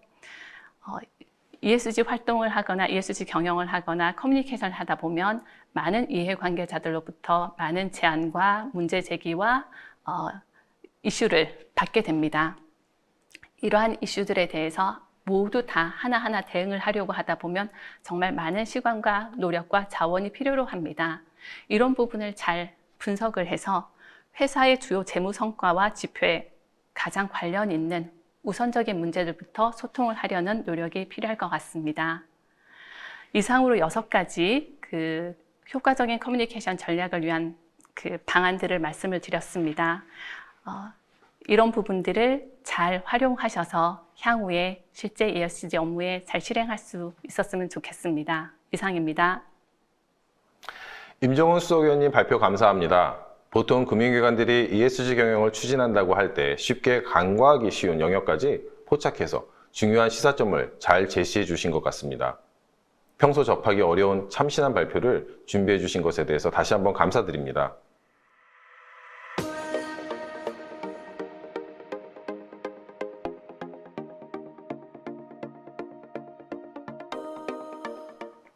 마지막 세션은 금융기관 추진 사례로 많은 분들이 궁금해하실 주제가 아닌가 싶습니다. 딜로이트 안진회계법인의 이옥수 이사가 국내 금융권 대상 ESG 전략 수립 및 ESG 실사 등의 다양한 추진 사례를 나누어 주시겠습니다. 이옥수 이사는 ESG 및 기후변화 분야에서 10년 이상의 경력을 보유한 국내 유일의 공인회계사이자 지속가능 금융 전략 전문가로 국내 최초, 최다 ESG 채권 인증 경험을 보유하고 있습니다. 다양한 금융기관에 활발한 자문 활동을 수행해 오고 있는 만큼 깊은 통찰을 얻을 수 있을 것으로 기대됩니다. 무대로 모시겠습니다. 안녕하십니까. 저는 한국 딜로이트 그룹에서 CSE 팀 Climate, 서스테이너빌리티 ESG 팀을 맡고 있는 이옥수 이사라고 합니다. 금일 저는 국내 금융사 ESG 추진 사례를 말씀드리고자 합니다. 기존에 저희 딜로이트에서 다양한 국내 금융사를 대상으로 ESG와 관련된 자문을 수행했던 경험이 있기 때문에 실제 저희가 수행했던 경험 위주로 금일 말씀을 드릴 수 있도록 하겠습니다. 금일 말씀드릴 순서는 화면에서 보시는 바와 같습니다. 첫 번째로는 금융사에게 ESG가 어떻게 적용되어야 하는지에 대한 개념을 먼저 말씀드리고 이후에 주요 금융 업종별로 해서 첫 번째로 은행의 입장에서 ESG를 어떻게 추진해야 될지 사례를 말씀드리고 다음으로 자산운용사와 사모펀드 관점에서 또 어떻게 ESG를 추진해야 될 것인지에 대해서 말씀을 드릴 수 있도록 하겠습니다. 네, 그러면 처음으로 금융사의 ESG에 대한 개념을 어떻게 접근해야 될지에 대해서 말씀을 드리겠습니다. 이러한 접근에 있어서는 크게 책임금융과 임팩트금융, Responsible Investment와 Impact Investment라는 관점에서 말씀을 드려보도록 하겠습니다. 기본적으로 금융시장의 ESG 패러다임을 살펴보면 화면에서 보시는 바와 같이 발전되어 왔다라고 생각하시면 될 것 같습니다. 기존에는 성과, 아무래도 여기서의 성과는 이제 재무적인 Financial Return을 의미할 것 같은데요. 이 성과 중심의 투자가 기존의 금융시장의 흐름이었다면 점점 ESG 관련된 시장이 활성화되면서 초기에는 책임 투자의 컨셉이 들어갔습니다. 쉽게 말씀드리면 책임 투자라고 함은 환경 사회적으로 또 거버넌스적으로 문제가 있는 기업, 프로젝트에는 투자를 하지 않겠다라는 개념입니다. 그래서 문제가 있는 기업을 걸러낼 수 있는 투자 체계를 갖추고 이러한 투자를 하는 것이 초기에 이 지속가능 금융이라고 하는 금융시장의 ESG 패러다임의 트렌드였습니다. 다만 이러한 부분에서 점점 발전해서 이제 근원적인 질문을 하게 된 것이죠. 금융사가 단순히 환경, 사회, 거버넌스적으로 문제가 있는 기업이나 프로젝트에만 투자하지 않는다고 해서 금융시장이 정말 충실하게 역할을 하는 것인가?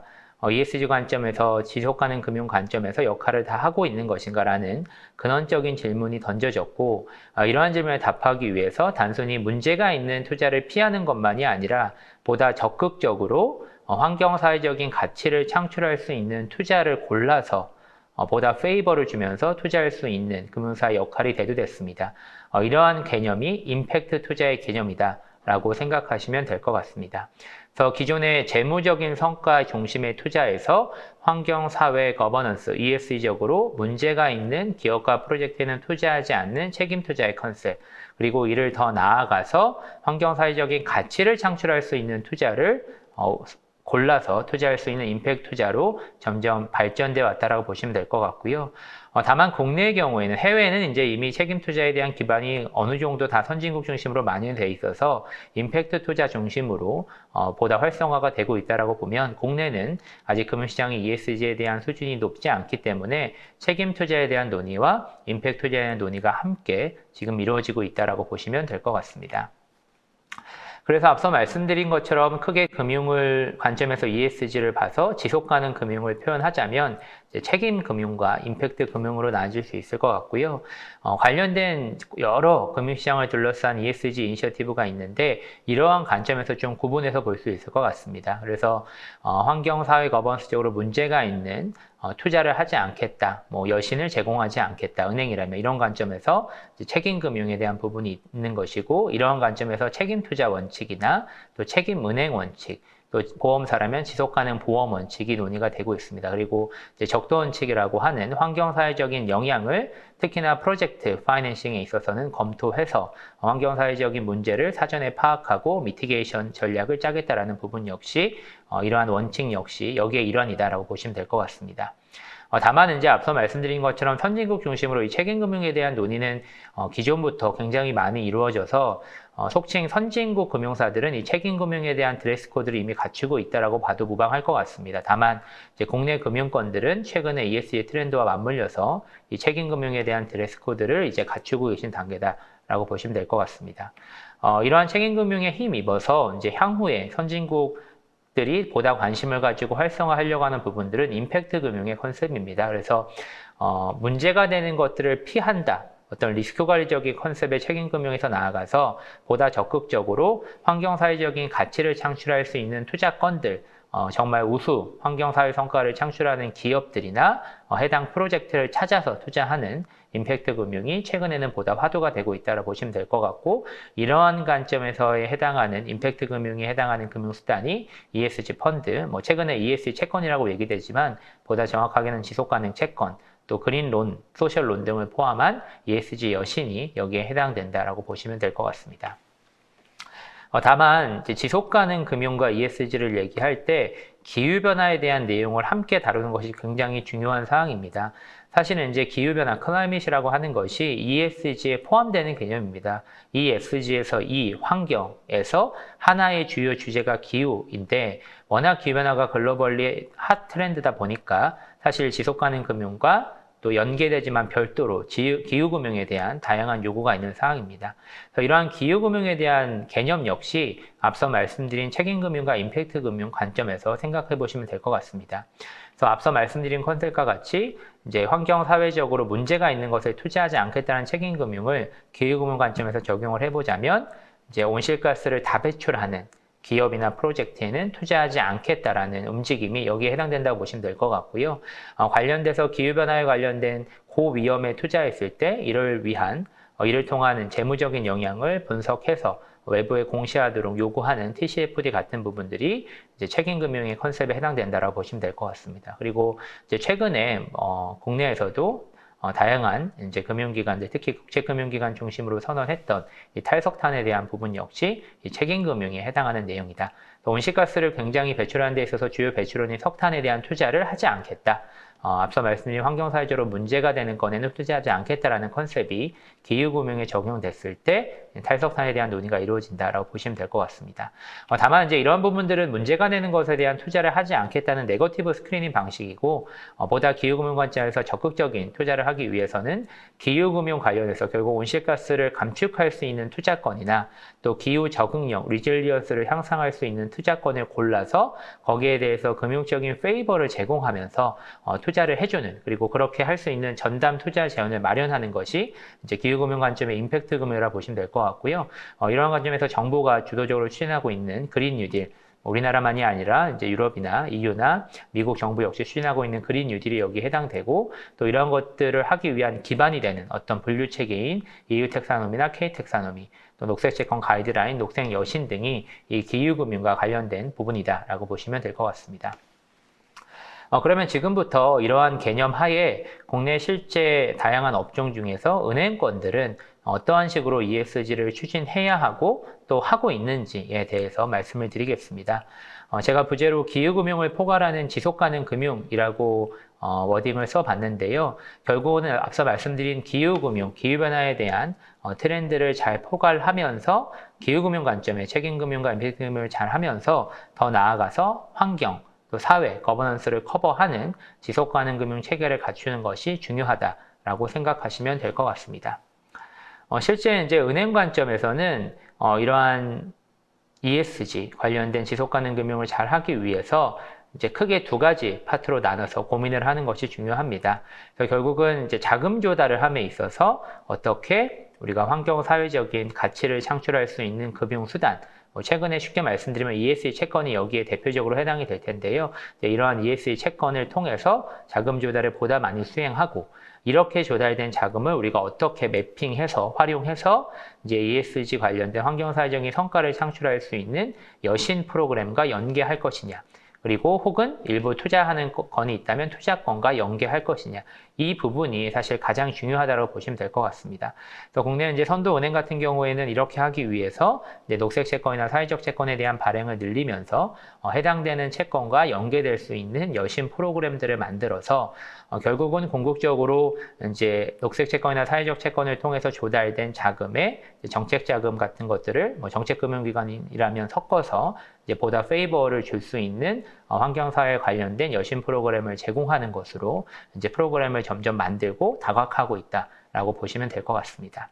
그리고 이러한 활동을 함에 있어서 이제 이러한 부분들은 어떻게 보면 보다 이제 임팩트 금융에 관련된 내용이라면 책임 금융 관점에서는 이러한 여신 및 투자 의사결정을 함에 있어서 이제 환경사회적인 성과를 창출할 수 있는 프로그램을 마련해서 대상을 선별해서 금리나 또 만기나 거치 같은 금융 조건들을 우호적으로 제공해서 이제 금융 프로그램을 제공하는 것이 임팩트 금융이라면 이제 환경사회 관련된 리스크 관리를 하는 것이 또 필요합니다. 그래서 이제 환경사회적인 리스크 관리를 모든 여신 및 투자 의사결정에 내재화하는 부분에 있어서 리스크 관리를 수행하고 있고 이게 책임금융에 해당하는 컨셉이라고 보시면 될 것 같습니다. 그래서 실제로 이제 ESG 관련된 리스크를 전통적인 저희 신용 모형이나 신용평가를 통해서 어떤 재무적 관점의 내용들을 보는 것과 더불어서 기존에도 일부 이제 정성적으로 이 비재무 관점의 내용들을 봤지만 보다 이를 체계적으로 ESG 관점에서 평가하고 이를 실제 여신 및 투자 의사결정에 반영하는 활동들을 하려고 지금 다양한 은행들이 관련 체계를 갖추고 더 고도해 나가시는 단계라고 보시면 될 것 같고요. 이제 그런 관점에서도 또 기후변화, 기후금융에 특화해서 또 기후금융의 책임금융을 달성하기 위해서 우리가 결국 투자하고 있는 혹은 열심히 제공하고 있는 기업들의 탄소 배출량을 우리 관점에서 한번 측정해보고 이를 줄이기 위한 이 자산 포트폴리오 관점에서의 탄소 중립을 달성하기 위한 방안을 고민하는 것을 또 같이 하고 계시다라고 생각하시면 될 것 같습니다. 은행 관점에서는 이런 관점에서 이제 자금 조달과 여신 및 투자 의사결정을 연계해서 임팩트 금융을 달성하고 이러한 여신 및 투자 의사결정의 실행에 있어서 이제 책임금융 컨셉의 ESG와 기후 관점의 리스크 관리를 얼마만큼 잘 수행하는지 그리고 이를 통해서 결국은 임팩트 금융에 해당하는 금융 투자, 여신 투자를 얼마만큼 규모로 했는지 그리고 실제 이제 관련된 리스크 관리를 통해서 뭐 탄소 중립 목표 달성을 위한 어떠한 구체적인 목표를 설정했는지 이러한 것들을 계획하는 것이 중요하다라고 보시면 될 것 같습니다. 다만 이제 은행 관점에서 금융 활동에서 이런 활동을 하는 것이 중요하다면 또 한편으로는 어떤 기관 운영 차원에서 경영 활동 차원에서 또 ESG를 내재화하는 것이 중요합니다. 일반 제조 기업으로 따지자면 이 앞서 금융 활동이 어떤 비즈니스 관점이라 보시면 될 것 같고요. 이 뒤에 기관 운영 차업이 일반 제조 기업들이 경영 활동에서 어떤 임직원이나 사업장에서 하는 활동에 해당한다라고 보시면 될 것 같습니다. 그래서 그러한 관점에서 마찬가지로 은행 역시 환경, 또 사회 책임, 또 거버넌스, 투명한 거버넌스 부분에서 해야 되는 부분들이 있기 때문에 우리가 우리 기관 자체적인 운영 측면에서 어떻게 쉽게 말씀드리면 스콥 1, 2, 직가점 배출을 줄일 것인지 또 친환경 구매를 더 활성화할 것인지 이런 부분들에 대한 그리고 임직원들 대상으로 어떤 친환경 마인드셋을 갖추기 위한 캠페인을 제공할 건지 이런 부분들에 대한 고민을 하고 관련된 과제를 마련하는 것이 중요하고요. 마찬가지로 이제 사회책임 경영 관점에서 또 투명한 거버넌스나 또 최근에 많이 화두가 되고 있는 윤리 인권 경영 관련해서도 관련된 체계를 갖추는 것이 경영 관점에서 중요하다라고 보시면 될 것 같습니다. 그리고 앞서 말씀드렸던 이러한 이제 금융 활동과 경영 활동을 다 포괄해서 ESG 관련된 임팩트 금융과 책임 금융의 체계를 만듦과 동시에 이 기후 금융 관점에서는 또 어디셔널하게 우리가 탄소 중립을 어떻게 달성할 것인지 앞서 말씀드린 기관 운영 차원이라면 우리 금융사로서 우리가 직관적으로 배출하는 스콥 1, 2의 배출량을 어떻게 중립화해 나갈 것인지 더 나아가서 자산 포트폴리오 차원에서 이제 금융 우리가 투자 여신을 제공하고 있는 자산 포트폴리오의 탄소 배출량을 어떻게 궁극적으로 탄소 중립까지 나아갈 것인지에 대한 고민을 하는 것이 추가적으로 필요하다라고 말씀드릴 수 있을 것 같습니다. 결국은 이제 탄소 중립을 2050년까지 우리 정부에서 하겠다라고 선언했기 때문에 우리가 이를 어떻게 단계적으로 실행할지에 대한 로드맵을 갖추고 내부적인 여러 현안 검토해서 실현 가능한 방안을 마련하는 것이 중요하다라고 생각하시면 될 것 같습니다. 그리고 이러한 활동들을 잘 하기 위해서는 체계가 되게 중요합니다. 그래서 앞서 말씀드린 금융 관점과 또 경영 관점의 활동들을 잘 하고 목표를 설정해서 달성하고 또 이러한 것들을 기후변화 관점에서 또 녹여서 탄소중립까지 다가가기 위해서는 이 조직 체계를 갖추는 것이 또 이 기반을 갖추는 것이 굉장히 중요하기 때문에 크게 저희 딜로이트는 항상 세 가지를 말씀드립니다. 그래서 전담 조직을 갖추고 이러한 것들을 실제 독려할 수 있는 성과 체계를 갖추고 또 이러한 부분들을 잘 모아서 대내외적으로 커뮤니케이션을 잘하는, 여기에는 어떤 공시에 대한 부분과 평가 대응에 해당하는 부분도 있을 텐데요. 이러한 세 가지의 삼박자가 잘 갖춰져야 결국 앞서 말씀드렸던 은행상 관점에서 중요한 금융과 경영, 그리고 탄소 중립으로 대변되는 기후금융을 잘 할 수 있다라고 생각하시면 될 것 같습니다. 이러한 것들을 잘 하기 위해서는 결국 말씀드렸던 바와 같이 이제 4가지 꼭지로 정리를 할 수 있을 것 같고요. 실제 이제 국내 선도 은행들 같은 경우에는 이러한 부분들을 잘 하기 위한 전략 체계를 갖추고 이를 실행하고 계십니다. 그래서 크게 ESG 금융, 또 기관 운영 차원의 ESG 성과 창출, 또 리스크 관리 컨셉에서 얘기, 또 기반 조성을 위한 활동, 이 4가지 꼭지로 해서 주요 목표와 전략 방향을 구비하시고 일을 할 수 있는 여러 가지 유행과제를 마련하셔서 실행을 하고 계시다라고 생각하시면 될 것 같습니다. 실제 이제 저희가 워딩을 조금 수정하긴 했지만 실제 국내 선도 은행들이 하고 있는 내용들을 정리해 놓은 내용이기 때문에 혹시 현재 금융사, 그중에서 이제 은행에 근무하고 계신 분들이 계시다면 우리가 이러한 전략 체계도 하에서 필요한 과제들을 모두 온전히 이행하고 있는지, 준비가 잘 되어 있는지에 대해서 고민을 해보시면 좋을 것 같습니다. 그리고 이러한 부분들을 사실 단기간 내에 적용하는 것은 한계가 있기 때문에 로드맵 관점에서 단기, 중기, 장기로 나눠서 어떻게 할 것인지, 또 단중장기라고 했을 때 장기가 보통 10년을 넘지 않는데 탄소중립 같은 경우에는 2050년까지 목표가 필요하기 때문에 2050년까지의 굉장히 먼 미래지만 우리의 로드맵을 수립하는 것이 특히나 탄소중립, 기후금융 관점에서는 중요하다라고 생각하시면 될 것 같습니다. 이상으로 은행 입장에서의 지속가능 금융, 또 기후금융에 대해 말씀을 드렸고요. 다음으로는 마지막으로 자산운용사 및 사모펀드 관점에서의 ESG 추진 사례에 대해 말씀을 드리겠습니다. 이건 책임투자와 임팩트투자의 조화라고 제가 부제를 적어봤습니다. 실제로 저희가 최근에 다양한 자산운용사에게 ESG 전략 수립에 대한 자문을 하고 있고, 또 사모펀드 같은 경우에는 이제 실제 ESG를 내재하기 위해서 기존의 전통적인 파이낸셜, 재무실사나 또 법률실사 관련된 부분과 더불어서 ESG 관점의 실사를 투자할 때 하고 계신 상황입니다. 그래서 이러한 부분들에 대한 고민이 필요할 것 같은데요. 우선은 왜 자산운용사와 사모펀드 같은 금융사들이 ESG를 해야 되냐라는 부분에 있어서 이유는 굉장히 명확한 것 같습니다. 결국 이런 자산운용사나 사모펀드의 LP, 그러니까 투자자들이 결국 ESG에 대한 압박을 받고 실제 하겠다라고 선언해서 관련 활동을 하고 있기 때문입니다. 그래서 대표적인 이제 기관 투자자라고 할 수 있는 연기금들의 최근 글로벌 트렌드를 보면 이미 ESG 관련된 앞서 말씀드린 책임금융이나 임팩트 금융에 대한 전략을 모두 수립하고, 또 더 나아가 기후금융 관점에서 해당하는 내용들도 모두 전략을 마련해가지고 실행을 하고 있습니다. 그리고 결국 일을 하기 위해서는 이 기관 투자자들, 연기금들이 본인들만 하면 되는 것이 아니기 때문에 본인들의 자본을, 본인들이 투자하는 돈을 맡아서 실제 운용을 할 운용사나 사모펀드에게도 본인들의 이러한 전략하에서 필요한 여러 요건들을 갖출 것을 요구를 하고 있습니다. 그래서 이러한 관점에서 결국 기관 투자자들의 다양한 요구를 위해서 이제 운용사나 사모펀드들도 ESG를 해외에서는 이미 하고 있고 그 압력이 국내에도 점점 확대되고 있다라고 보시면 될 것 같습니다. 더 실제로 이제 자산운용사들의 ESG 내재화에 대한 부분들을 살펴보면 이제 해외 선도 주요 자산운용사들은 ESG 관련된 부분들을 하겠다라는 것에는 이견이 없는 것 같고요. 다만 이제 여러 자산 포트폴리오가 있을 때 그 중에서 뭐를 좀 먼저 할 거냐에 대해서는 조금 온도차가 있는 것 같습니다. 자산운용사나 사모펀드를 가릴 거 없이 이제 ESG 내재화가 필요한데, 우선은 이제 아무래도 기업 투자 관점에서 먼저 검토가 주로 되고 있고, 그 다음에 이제 인프라나 부동산, 특히 이제 대체 투자 영역에서는 부동산에 대한 관심이 좀 많아지면서 이 부동산이 이 기업 투자, 채권이나 주식 다음으로 좀 ESG 내재화가 필요하고 실제 적용되고 있는 부분이다라고 생각을 하시면 될 것 같습니다. 실제 그렇다면 이제 자산운용사나 사모펀드라면 ESG 경영을 한다라고 했을 때 어떻게 해야 될지에 대해서 저희 딜로이트에서 표준적으로 제시하는 좀 방법론이 있어서 말씀을 드리고자 합니다. 더 크게는 이제 3가지 꼭지가 있을 것 같습니다. 정책 및 원칙, 실제로 이제 투자 의사결정에 ESG를 적용하는 전략적 내재화, 마지막은 이러한 부분들을 저희 주요 이해관계자, LP 같은 투자자를 포함해서 이해관계자와 커뮤니케이션하는 이 세 가지 부분들이 있을 것 같고요.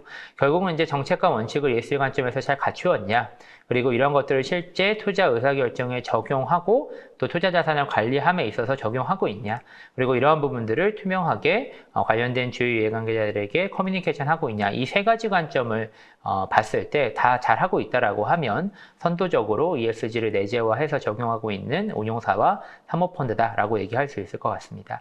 다만 이제 이러한 부분들을 다 갖추는 것은 아직 어렵고, 저희가 다양한 자문을 하면서 사실 글로벌 선도 자산운용사나 사모펀드라고 할 수 있는 기관들을 봐도 제가 개인적으로 판단하기에는 아직까지 뭐 은행 같은 타 금융업이나 혹은 일반 제조업 대비해서 자산운용사나 사모펀드는 정말 임팩트 금융 관점까지 고민하는 데는 아직까지 글로벌 선도사도 많은 수준으로 나아가진 못한 것 같습니다. 그래서 어떻게 보면 저에게도 기회가 될 수 있을 것 같고요. 기반 형성 단계, 또 내재화 단계, 또 전략화 단계를 통해서 우리도 빨리 관련된 체계를 갖추면 글로벌 선도사와 비교해도 크게 뒤지지 않는 관점으로 체계를 갖출 수 있지 않을까 생각을 했습니다. 그래서 뭐 앞서 말씀드린 개념과 연계해서 말씀을 드리자면 이제 1번의 기반 형성은 기본적인 체계를 이제 준비를 하는 거고요. 이 두 번째 ESG 투자 내재화가 자산운용사와 사업펀드 관점에서 책임금융을 실행할 수 있는 기본적인 체계를 갖추는 거다. 그래서 결국은 이제 환경사회적으로 문제가 있는 투자를 하지 않기 위한 내부적인 체계를 갖추고 체크리스트를 만들고 실제 투자 의사결정할 때 ESG 실사를 하고 이러한 것들을 의사결정에 반영하는 이런 일련의 체계가 이루어져야 된다고 보시면 될 것 같고, 이러한 것들을 더 고도화해서 정말 전략화 단계로 나아간다면 임팩트 금융 컨셉에서 정말 환경사회적인 관점에서 가치를 창출할 수 있는, 온실가스를 감축할 수 있는 투자 혹은 사회적인 문제를 해결할 수 있는 어떤 투자건들을 만들고, 이제 그러한 부분들에 있어서 해당 투자에 좀 우호적으로 투자할 수 있는 투자자들을 어떤 공적 성격의 기금까지 잘 믹싱해가지고 밍글해서 투자 상품을 만들고, 이제 그러한 부분들을 통해서 정말 환경사회적인 임팩트를 창출할 수 있는 이런 이제 금융 프로그램, 투자건들을 잘 발굴하는 것이 굉장히 중요한데, 그러한 부분까지 향후에는 나아갈 수 있지 않을까라는 생각을 했습니다. 그래서 이제 국내 같은 경우에는 자산운용사, 사업펀드 모두 기본적인 책임금융에 대한 기반을 갖추면서 우리가 환경사회적으로 가치를 창출할 수 있는, 임팩트를 창출할 수 있는 프로그램을 그래도 한두 개 보유하고 있다라고 얘기할 수 있는 수준으로 단기간에 올라오는 것이 가장 중요한 숙제다라고 생각하시면 될 것 같습니다. 실제로 이제 책임금융 관점에서는 뭐 글로벌 주요 이니셔티브인 PRI 같은 경우에서도 이제 기관 투자자가 GP를 선정할 때 이제 어떠한 부분들을 체크해야 되는지를 보고 있고, 이게 앞서 말씀드린 책임금융에 해당하는 컨셉이라고 보시면 될 것 같습니다. 그래서 뭐 이 질문들이 굉장히 이제 좀 러프하고 하이 레벨이라고 볼 수는 있지만 적어도 이런 부분들에 대해서 우리가 모두 준비가 돼 있다라고 얘기할 수 있는지를 한번 검토해 보시는 것이 중요할 것 같습니다. 그리고 결국 이제 실질적으로 투자 의사결정에서 ESG 관련된 리스크를 검토했다, 우리가 책임금융을 위한 기반을 갖췄다라고 하려면 결국은 투자 의사결정에서 ESG 관점에 실사를 하는 것이 중요합니다. 그래서 실제로 국내 이제 선도 사모펀드라고 할 수 있는 곳들은 이미 ESG 실사를 수행하고 계시거나 할 계획을 가지고 계시고요. 글로벌 선도 사모펀드들은 이미 ESG 실사를 굉장히 많이 하고 있습니다. 그래서 저희 딜로이트도 글로벌 차원에서 이제 해외 PE들 중심으로 기존에 ESG 실사를 많이 해왔고, 최근에는 이제 국내 선도 PE 분들을 대상으로도 ESG 실사를 실행하고 있는 상황입니다. 그래서 실제로 우리가 투자 의사결정에서 정말 ESG 실사 수준으로 체계를 갖추고 활동을 하고 있는지를 자가적으로 점검해 보는 것이 중요할 것 같습니다. 예, 이상으로 저희가 준비한 발표 내용은 모두 말씀을 드렸습니다. 초반에 말씀드린 것처럼 지속가능 금융, 그러니까 금융사 관점에서 ESG를 할 때는 임팩트 금융과 책임 금융을 균형 있게 갖추는 것이 중요할 것 같고요. 이런 관점에서 이제 은행과 또 자산운용사, 사모펀드라는 각각의 업종 특성에 맞춰서 내실 있는 체계를 갖추는 것이 무엇보다 중요할 것 같습니다. 이러한 부분에 있어서 앞서 설명드린 내용 혹은 그 외에 혹시나 궁금하신 사항이 있으면 저희 딜로이트로 문의를 주시면 언제든지 쉬운 방식으로 설명을 드릴 수 있도록 하겠습니다. 네, 이상으로 경청해 주셔서 감사합니다. 이옥수 이사님 발표 감사드립니다. 일본 금융사 못지않게 국내 금융권에서도 선제적인 활동을 적극적으로 추진하고 있음을 확인할 수 있었던 의미 있는 시간이었습니다.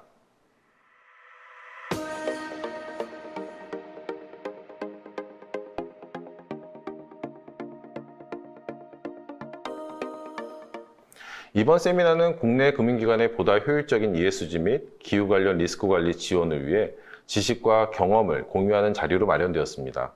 많은 도움이 되었는지 모르겠습니다. 단순히 지식과 정보 공유에서 그치는 것이 아니라 많은 금융기관들의 실무에 작게나마 보탬이 될 수 있다면 더할 나위가 없겠습니다. 금일 ESG 세미나를 들으시면서 궁금하셨던 사항은 발표를 맡아주신 전문가분들과 한국 딜로이트 그룹 ESG 센터 및 세스 코리아를 통해 연락 주시면 보다 자세히 대응드리도록 하겠습니다.